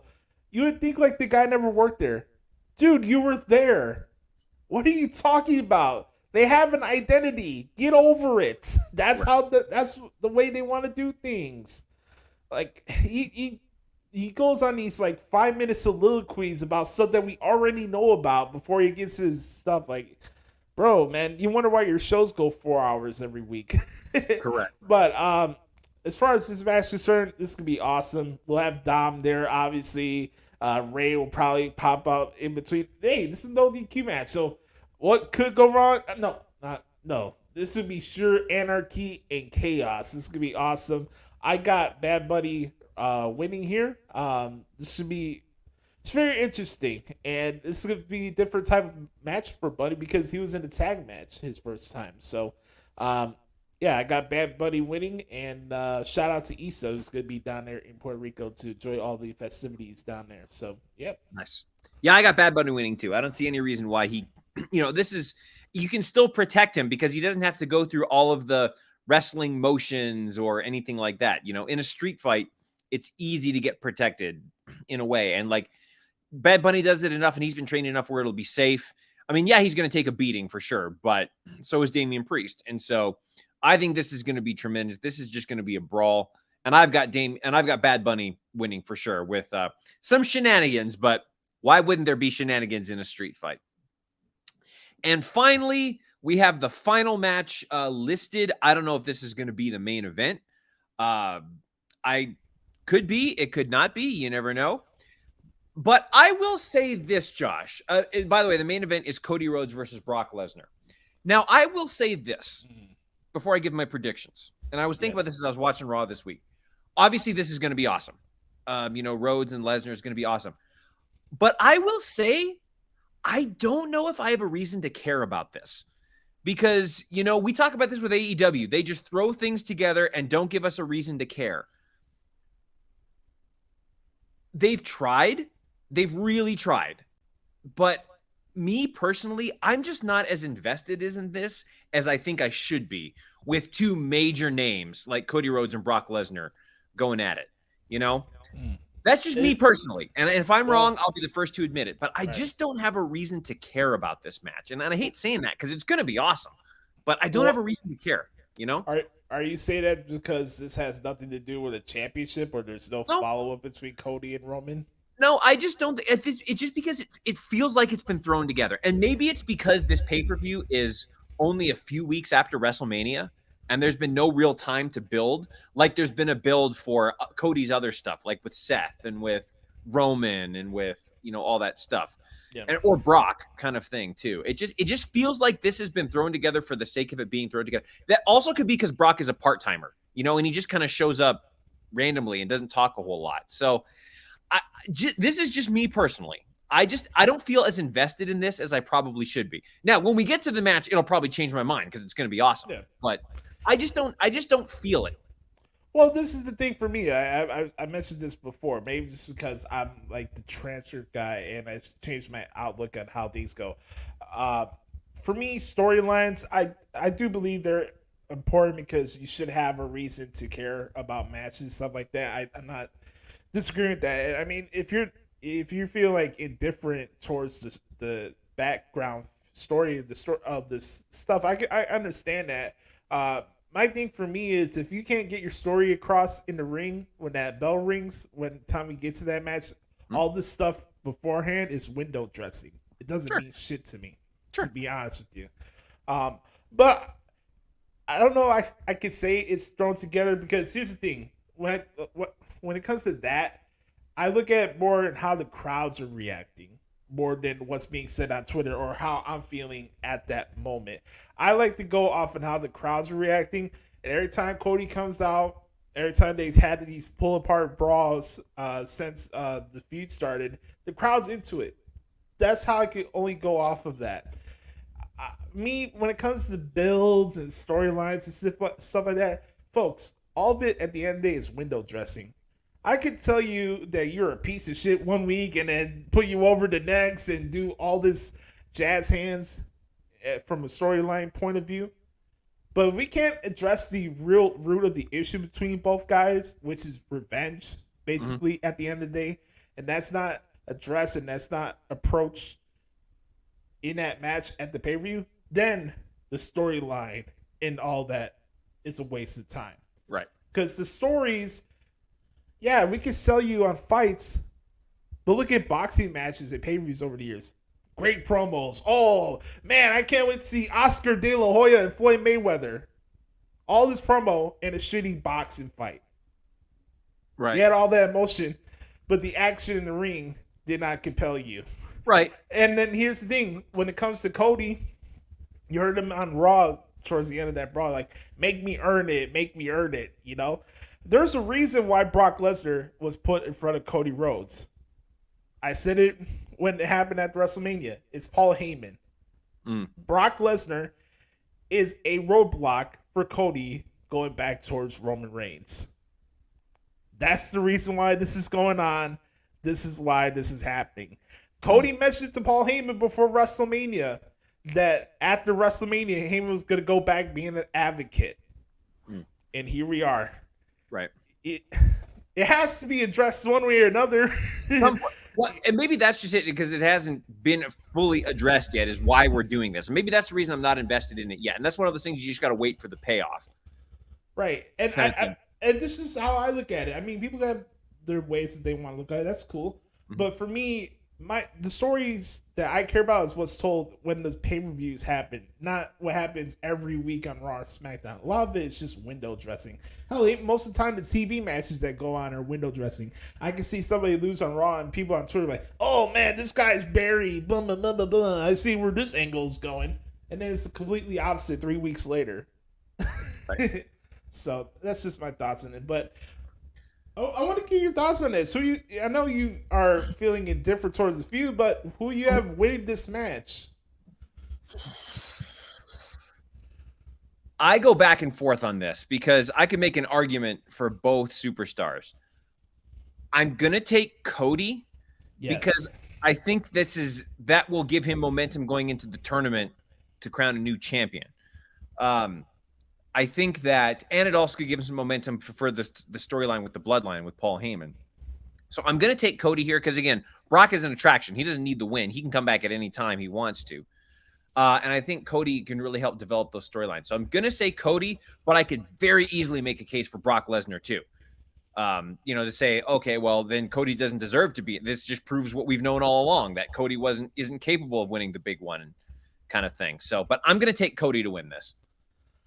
I got Brock Lesnar. I think Cody is getting taken out on a stretcher and being put into a hospital and getting sent out. I think this is a thing that goes through Night of Champions. I don't think Cody's going to be in this world title thing. That's why I keep mentioning about the roadblock and stuff with Heyman. There's a reason he's there. So Cody over the last couple weeks been calling Brock a coward and stuff like that. There'll be a spot where Brock does like low blow behind the referee or something like that. And it could be a DQ. It could be something like that. I think Brock wins, but he also does further damage where he sends Cody out on like a stretcher job, something like that. That's how I see it going down. Awesome. And those are our predictions for 2023 Backlash. We hope that you enjoyed the show this weekend. We think it's going to be a terrific show. But Josh, I believe it is time. I believe it is time to transition from good to bad, from great to evil, from quality to complete dog shit. Yes. It is the question that we ask ourselves each and every week. What the hell is wrong with an A? W. And we're going to get this bad boy started in a 3, a 2, a 1. Beat your meat, beat your meat, beat your meat, beat your meat, beat your meat, beat your meat, beat your meat, beat your meat. I'm telling you. I know the graphic is coming every week, and I laugh every now. Right this minute, 2022, we're living in my time is now. My time is right. God damn now. Man, what intensity. It's time for What the Hell is Wrong with AEW?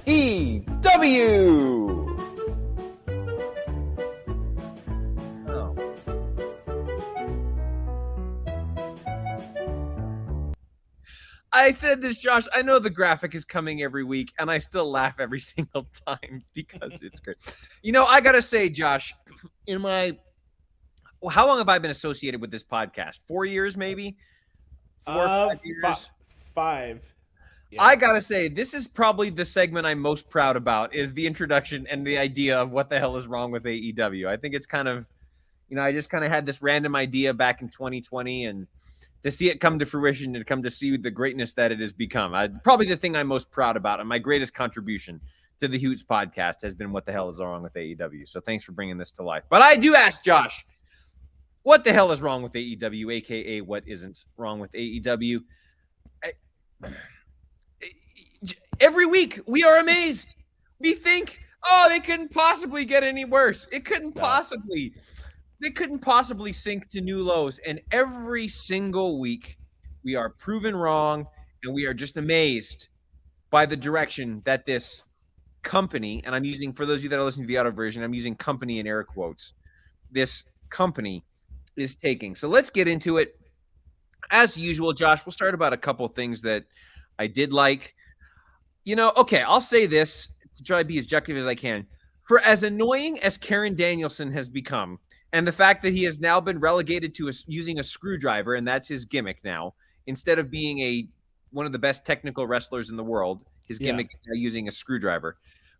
Whenever he talks about the Elite, I can't find any faults in anything that he's saying about the Elite. The fact that, the BCC, as terrible as they are, they try to push each other and to make each other better, whether that's true or not.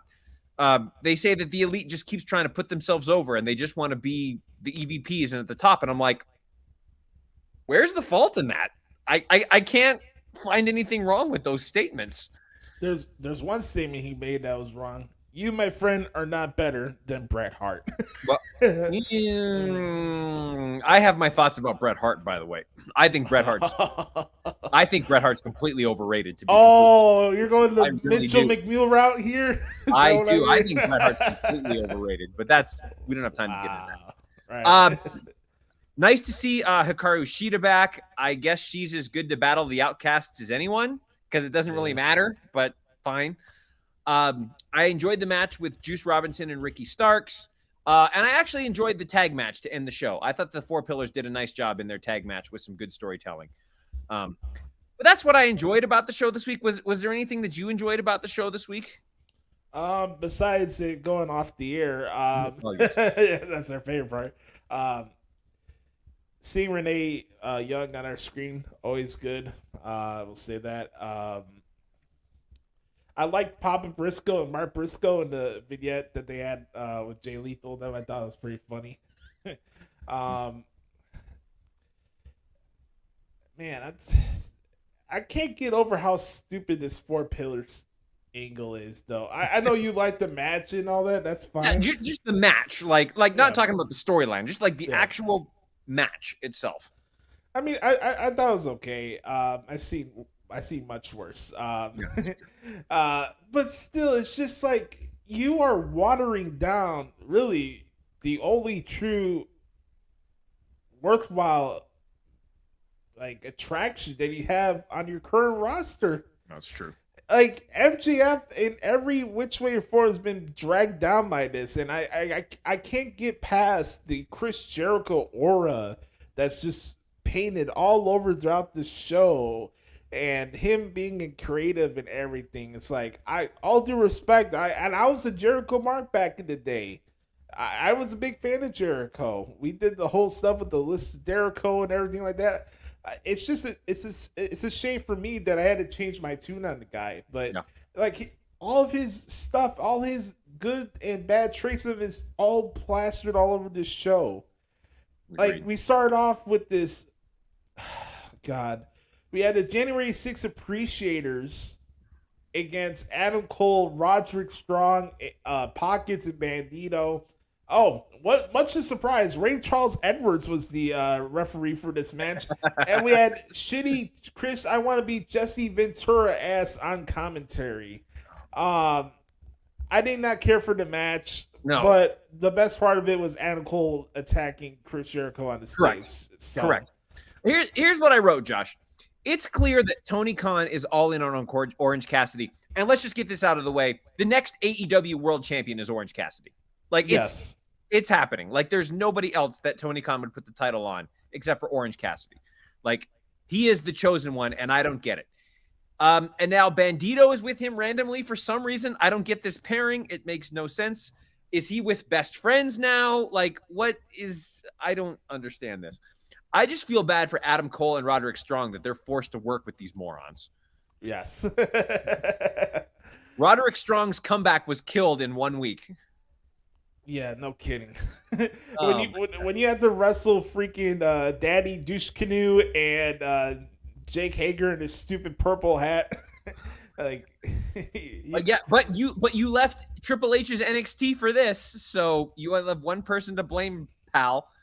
I put Cole and Baker are easily outshining Jericho in this. Also, Chris Jericho wearing that Britt Baker shirt, that was just weird. That was just weird.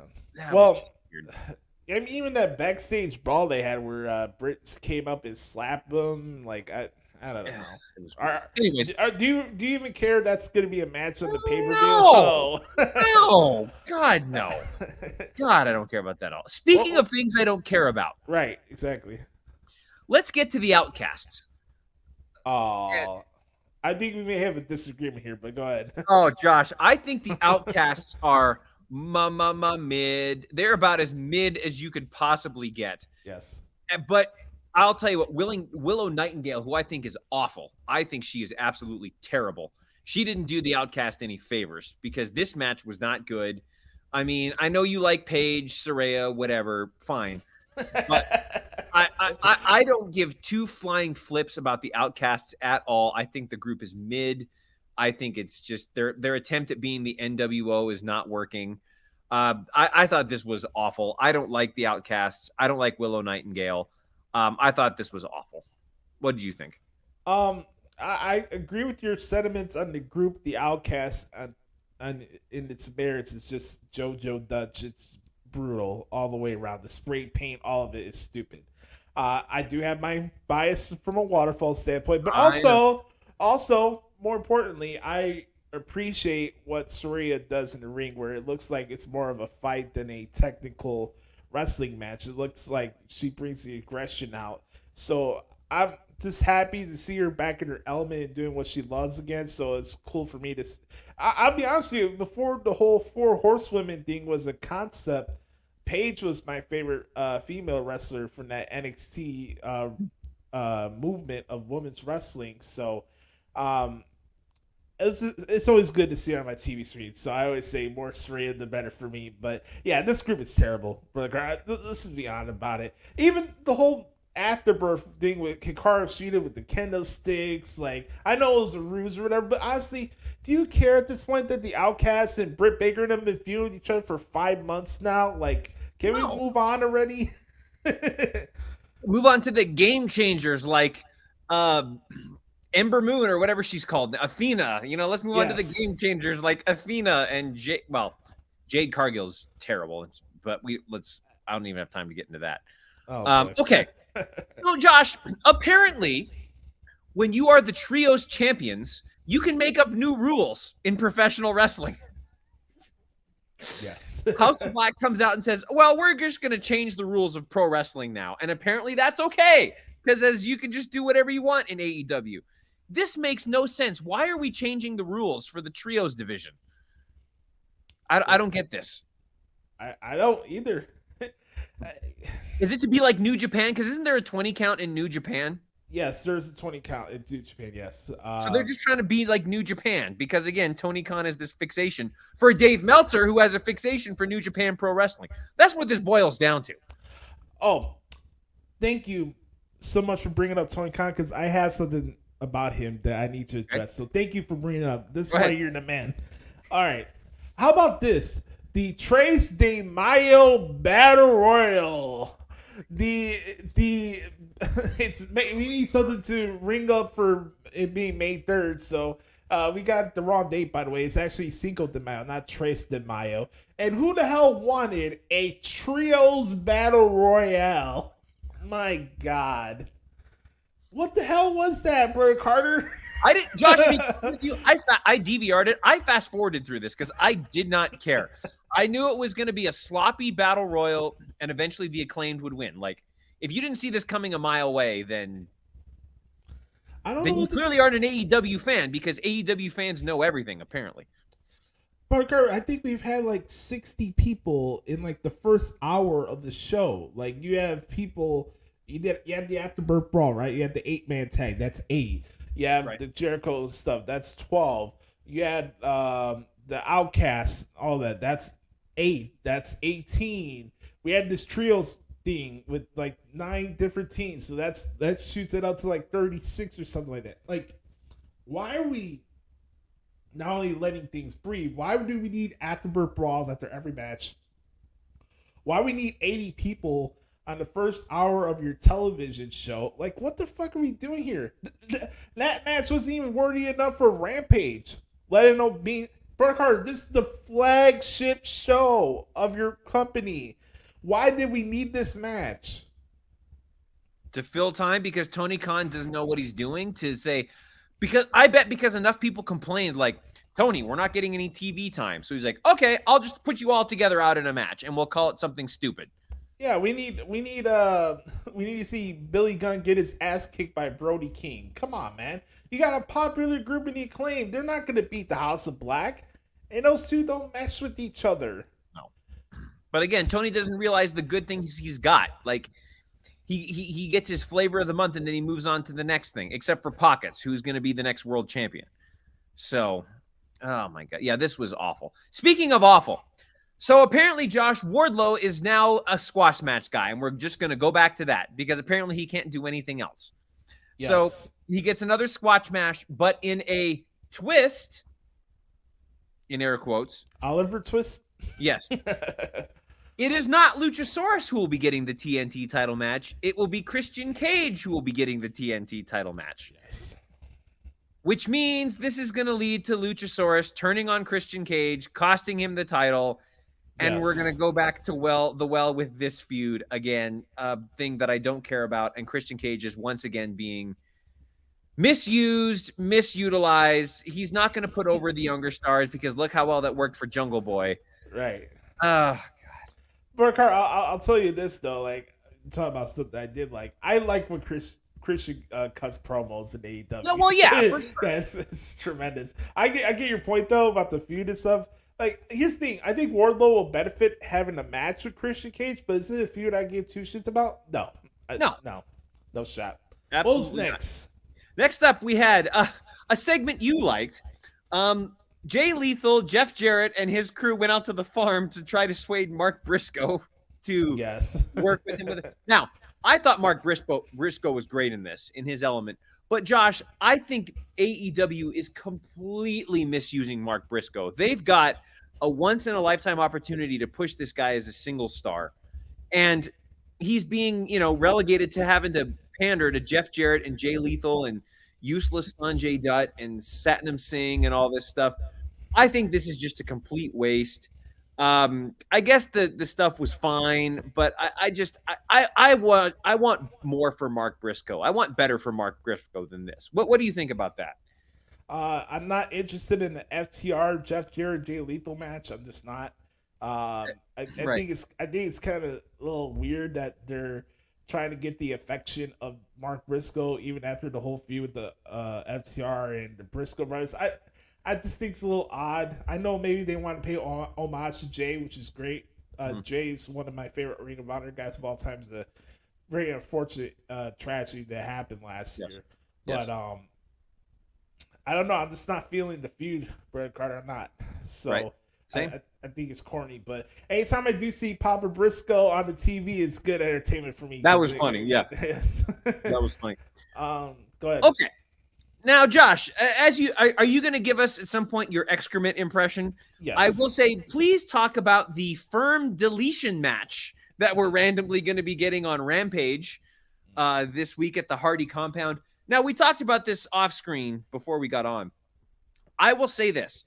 If they do one of these matches like TNA or Impact did their stuff with Broken Hardys, I could get behind it because those were actually very well done, very well produced. If they bring back the Lake of Reincarnation, no, that'll all be fine. So yeah, AEW does have a rare opportunity to do something great if they do this well. But I'm not holding my hopes up for this because it is AEW and they don't know what they're doing. But and the fact that it's on Rampage and not on their flagship show tells you what you need to know. So I don't know. Do you have any thoughts on that before you give us your excrement impression? Let's not forget Rampage at 6:30 p.m. Eastern Standard Time, ladies and gentlemen. I know. I get you have to work around the NBA playoffs and around hockey via Stanley Cup playoffs. I get that, but hey, I gotta say something, man. Charles Barkley has been a trip, man. On these. Oh, he's great. Oh, he's tremendous. I love Charles Barkley. He's hitting all the lines: the churros, the San Antonio women, the women in Alabama, right? They invented the toothbrush now. They got the big old bloomers. He's great. No, I agree with you. I think I always give credit where credit's due when it comes to the Hardys and their creativity when it comes to the stuff with the cinematic matches. I just think the whole Firm group, just like the BCC, is a joke when it comes to the history of factions. I mentioned before that the BCC reminds me of the Core. I don't know what the hell I could compare the Firm to be honest with you. You can't. Maybe the what was that group with Mankind, Big Show, and Test? What was the Oh, I don't know. it was something from the ads there. It was goofy. I got it. The Firm, the Oddities. There you go. Oddity. Yes. It's just a terrible feud. But Brett Carter, are you ready for this? I am ready, Josh. Every week, I am very ready for this. All right. Ladies and gentlemen, it's time for the excrement impression of the week. Here we go. Coming to you live on Rampage this Friday night on TNT at 6:30 East. At 6. Let me start over. You know, I'm getting flustered because of these time changes. You know, But actually, now you're giving an even more authentic excrement impression because he can't segue or do anything himself. So right, that was pretty authentic. Good job.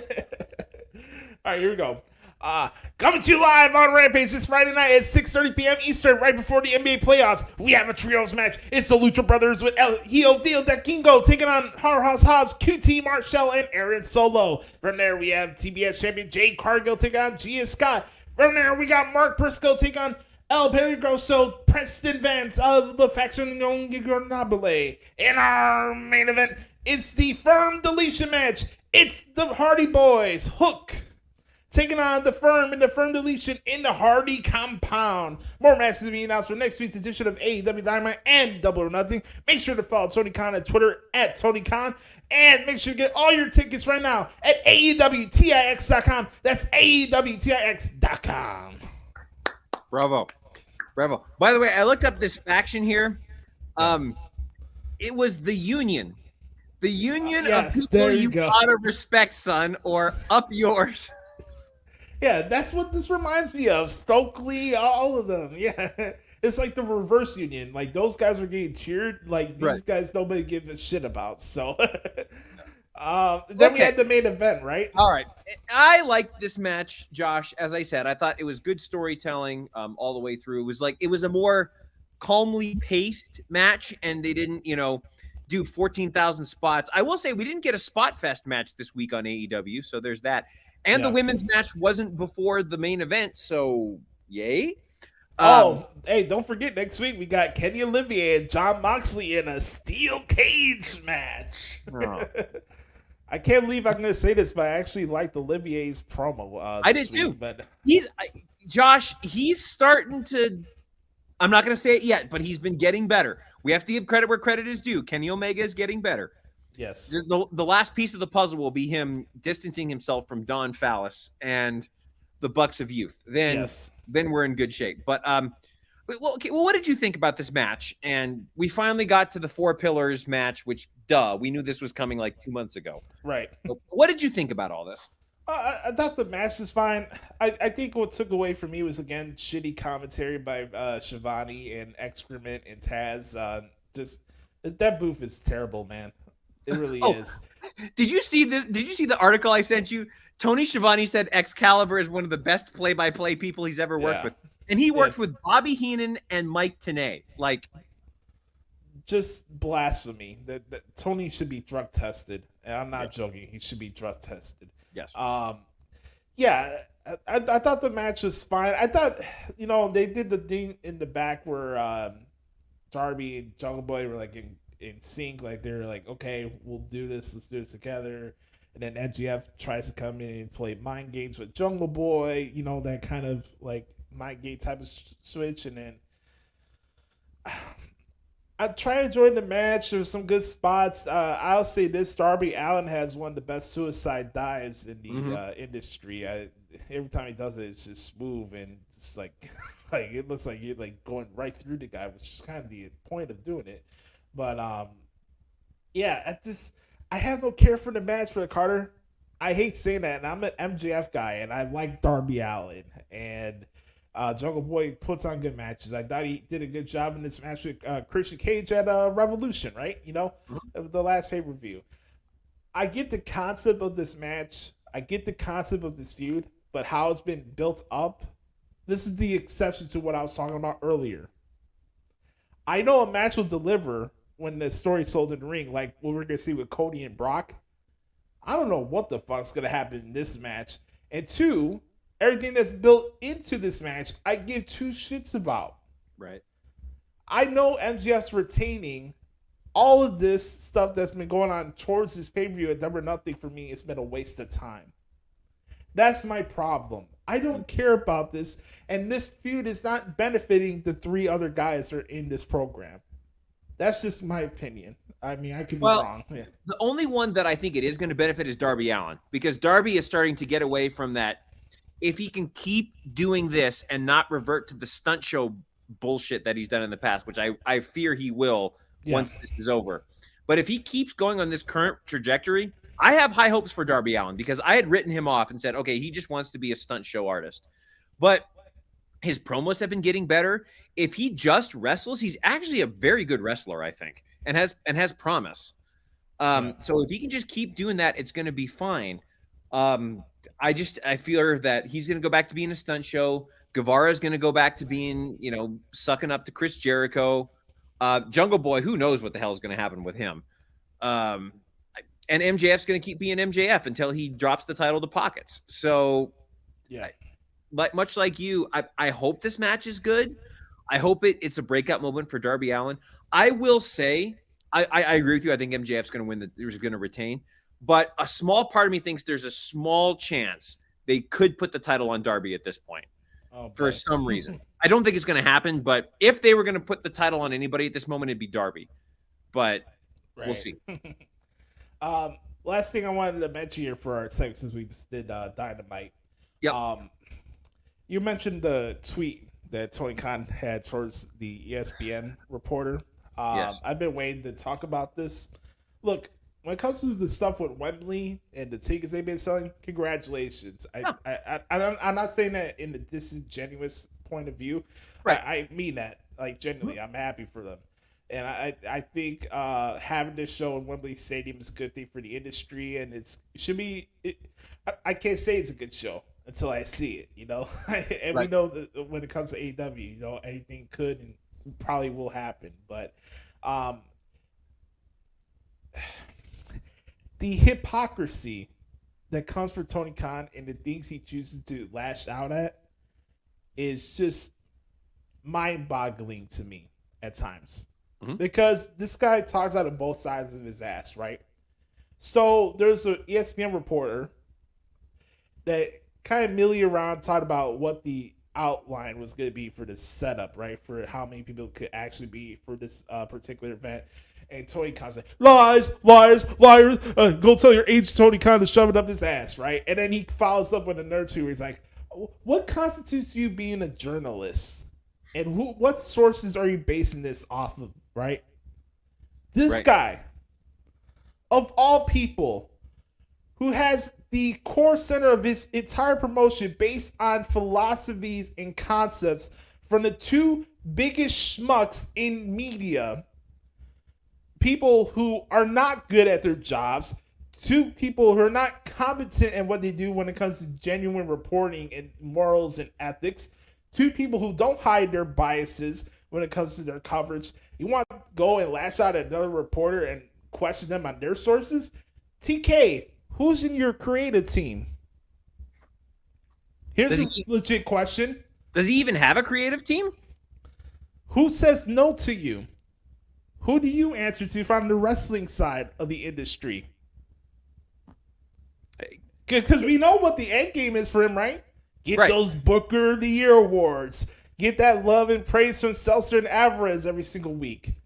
Great. You're not fooling me. You're not fooling Brother Carter. So for you, of all people, to go after this reporter and question him on his sources and all that, when you base your entire promotion on the validation and the praise and the awards from an outlet that fucking sucks and has no merits in real journalism in actual media. Okay, and let's face it. Okay, and how many readers does he get? 3,000, maybe a week. Probably more than that. Okay, so let's throw out an arbitrary number. Let's say it's 10,000. Okay, let's say you get 10,000 readers a week. Yeah. So you're telling me you're going to pander to 10,000 wrestling fans when SmackDown is doing a ratings of over 2 million each week, but you're going to care to what 10,000 people? What happens when those 10,000 people decide that they don't like your product anymore? What happens when those 10,000 people say, hey, you know what? They probably won't because they're AEW diehard fans. They got nothing better to do. But what happens if they eventually realize, well, I have a family now. I have this. I need to stop watching or stop putting money into this company. Then what? Guess what? You can stop putting money into this. The fans will stop putting money into your company, but those guaranteed contracts are guaranteed contracts because that's what Tony wants. He wants to make friends. He doesn't want to make money. So, and he's still going to have to pay exorbitant amounts of money to his EVPs, to Moxley, to Jericho, to probably CM Punk, to Samoa Joe, to all of those people that are going to still want those guaranteed dollars, but he's, going to have to go into debt or get money from Jacksonville or something. I don't know, but this business model doesn't work. It doesn't work. It's a dirt cheap vanity project, and anybody that tells you that it's not is lying to you. Correct. It's littered and how the shows are formatted, who fights who gets the most time on TV in the length of the matches, and like we mentioned earlier about the trio stuff that makes no sense, and the want to be New Japan and all that. It's all to satiate. Great word for Latino, by the way, satiate. The ego of a dirt sheet writer from San Jose. To say that Tony Khan has no power on the narratives that are addressed on these outlets is bullshit. Right. I've been in the industry for 10 years. I know how this field works. I can see it from a mile away. Don't tell me that he doesn't try to corrupt the messaging from certain outlets, because that's just a fact. That's a fact. Right. You can see who's getting access to these scrums, who's allowed to ask questions or multiple questions, and you see his attitudes toward the people who have genuine questions. We're not dumb here, okay? Tony Khan, stop being a hypocrite. And that, my friends, is What the Hell's Wrong with AEW. Before you play the outro, I got another song we could add to this. Okay? Yep. And I wanted to do this for you since you're here. Okay. Here we go. Fuck this shit, I'm out. Fuck this shit, I'm out. No thanks. Don't mind me. I'ma just grab my stuff and leave. Excuse me, please. Fuck this shit, I'm out. Nope. Fuck this shit, I'm out. Alright then. I don't know what the fuck just happened, but I don't really care. I'ma get the fuck up out of here. Fuck this shit, I'm out. Bam. This has been What the Hell is Wrong with AEW. Everything. That's all you got to say.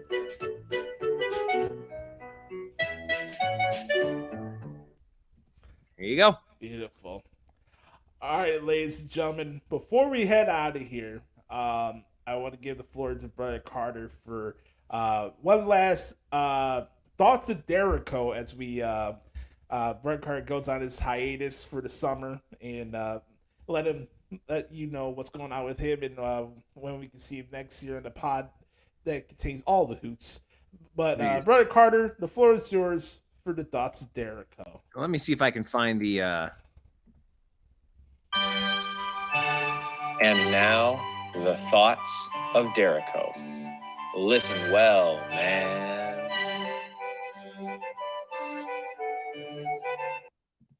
Welcome, one and all, to the segment that is so appreciative of everything that's been handed my way over the last several years. It is the Thoughts of Dericho, featuring the one, the only, Brother Carter. Y'all, it's been fun. I've enjoyed being here every single week with all of you, or not every single week, but when I can. Just grateful for the opportunity to talk about something that I enjoy. I say this several times on this show. I'm not a member of the sports media world. I'm not a journalist. I'm not a, whatever. I'm just a fan, a guy who likes professional wrestling and has been given a platform to give a few thoughts here and there. And if you like them, awesome. If you don't, that's cool too. It's just to have the opportunity to talk about something that I really enjoy with people that really enjoy it too has been a true blessing. And I'm just thankful to Josh and to Sam, Mike, Chris, Adam. I'll even say to Matt, B-Rob, everybody that's been associated with the show in this iteration or with other shows that I've been a part of over the last several years have been terrific. And I'm just grateful for all of you and the friendships that I've made as I get ready to move on into the next phase of my life and all the great things that are going to be coming my way in the next few years. I will never forget the Hoots Podcast. I will be back on the Hoots Podcast. This is just a temporary leave of absence for now until I get to figure out the next phase of my life and what I'll be doing next. But just to everybody, I want to say thank you so much for everything that you've all given me over the last few years. And I look forward to seeing what's going to happen with this show over the next 7 years, 8 years, 14 years, 21 years, 25 years, 50 years, all those things. So just thanks to everybody. And I wish everybody and this show nothing but the best in the future. My final thought is enjoy Backlash this weekend. Don't be a mark. Enjoy the show. And seriously, what the hell is wrong with AEW? This has been the Thoughts of Dericho. You're smarter now, man. We might really have to do something about that intro and that outro because it does pay homage to a clown. So we may have to change. Yeah. We may have to change that. Thanks, Josh, and thanks everybody. It's been so fun. Oh man, thank you. It's been a fun ride over the last 5 years. So I mean, we were doing shows a little bit beforehand before you became more of a frequent contributor to this show. I'll never forget those times on warm up where troll you a little bit. You have to try key emphasis on the word try to contain the language of one Liz Rainey. Oh, you remember the delete button? Yes, the delete button. Yes. Man. This has been a brotherhood that's been going on for over 7 years now, and I've been very appreciative and grateful for the times not only I've shared with you on this microphone, off the air. I talked about before the fact that you and Tony were really a big part of me helping heal when I was going through my stuff a couple years ago, and I'll never be able to repay you for that. And the times we got to hang out in person, whether it's here in the city, downtown, or that weekend I got to hang out with you in New Orleans for WrestleMania, it's very cool that when you get to do something like this, especially for extended period of time, you have you get brotherhoods out of this and genuine relationships and stuff like that. And the sentiment's always been the same regardless of what happens on the show. I want people to know that I'm not gonna put this show ahead of like our friendship or our brotherhood or anything like that. That thing applied to you. Same thing applied to Adam when he decided that he wanted to stop doing podcasting.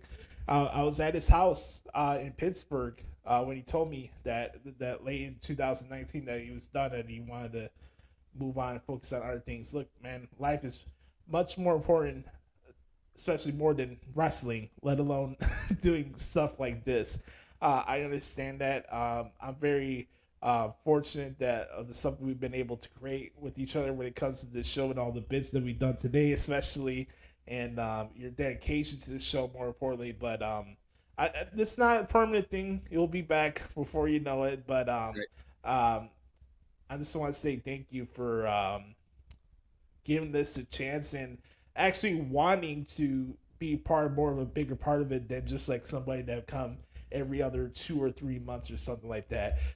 The fact that you actually wanted to be a part of what the show was really means the world to me. So I thank you and I love you, man. Love you too, brother. It's been fun. And again, this is not goodbye. This is just we'll see you down the road. Yes, sir. I got some good news. I'm afraid I got some good news. I knew it. I love it when he does that. Yes, we got congratulations to Pat McAfee and his wife on the birth of their daughter. That's great. Today. Congratulations. That's terrific. I just saw that about 20 minutes ago, and I wanted to read a message from referee Tony, another good brother of the show over the years. He had something he wanted to say to you, so I'll read it to you here. All right. He says, "The show lives on due to the hard work of you and brother Derek. Just like life, everything moves on. This is just a pause, not a stop. I'm happy for all of Derek's past, former, and future goals and accomplishments. Let him know that he's truly supported and valued. Congratulations, Dr. Stoughton. We'll be cheering you on." Thank you. Thank you, Referee Tony. It's been a pleasure getting to know you. Thanks for having me on your show. By the way, everyone needs to check out the Heat Wrestling Podcast hosted by Tony. Yes. It's a wonderful show. I had the opportunity to go on there and witness the 7-star classic between Kenny Omega. It was Omega and Okada, which everyone said was the greatest professional wrestling match of all time. That 2 out of 3 falls match, whatever. And it was good. I enjoyed it very much. I don't know if I would give it 7 stars, but yeah. But that to talk about that, my favorite part about that was I think Okada gave Omega a tombstone and he kicked out. And I was like, how do you kick out of the tombstone? That was my biggest takeaway from that match. Right. You're flabbergasted. I was. And I remember asking for the Japanese commentary because I wanted to get it in its true form. Plus, that way I didn't have to hear Don Callis flap his gums, which I'm always grateful for. But that was fun. And I remember when him and I guest hosted the show when you had to take a leave of absence. That was really fun. So, great memories with Referee Tony. Looking forward to seeing what he does in the future, too. Hey, man, whether it's warm-up, the chatter of the universe, another thing that we're very proud of, or the podcast of Hoots, the bond between Brother Adam and Brother Carter will not change. And indeed. One last thing I wanted to mention before we head out of here. CM Punk. CM Punk. CM Punk. Stop that. Stop that right now. Stop that right now. I put you on the list of Jericho, but you're already on the list of Jericho, so we ain't going to talk about that.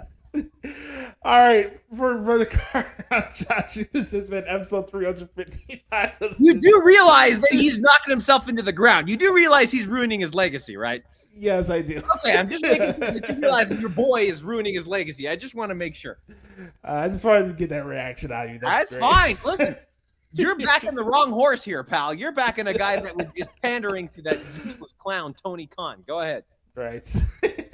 Remember, folks, be the authentic product that is yourself. Remember, nobody dictates the base of your life for yourself and the man upstairs. Make sure to follow us on Spotify as we're trying to get to make sure we qualify for ambassador ads. We're also on the road to reaching 1,000 subscribers here on YouTube, so make sure to smash that subscribe button.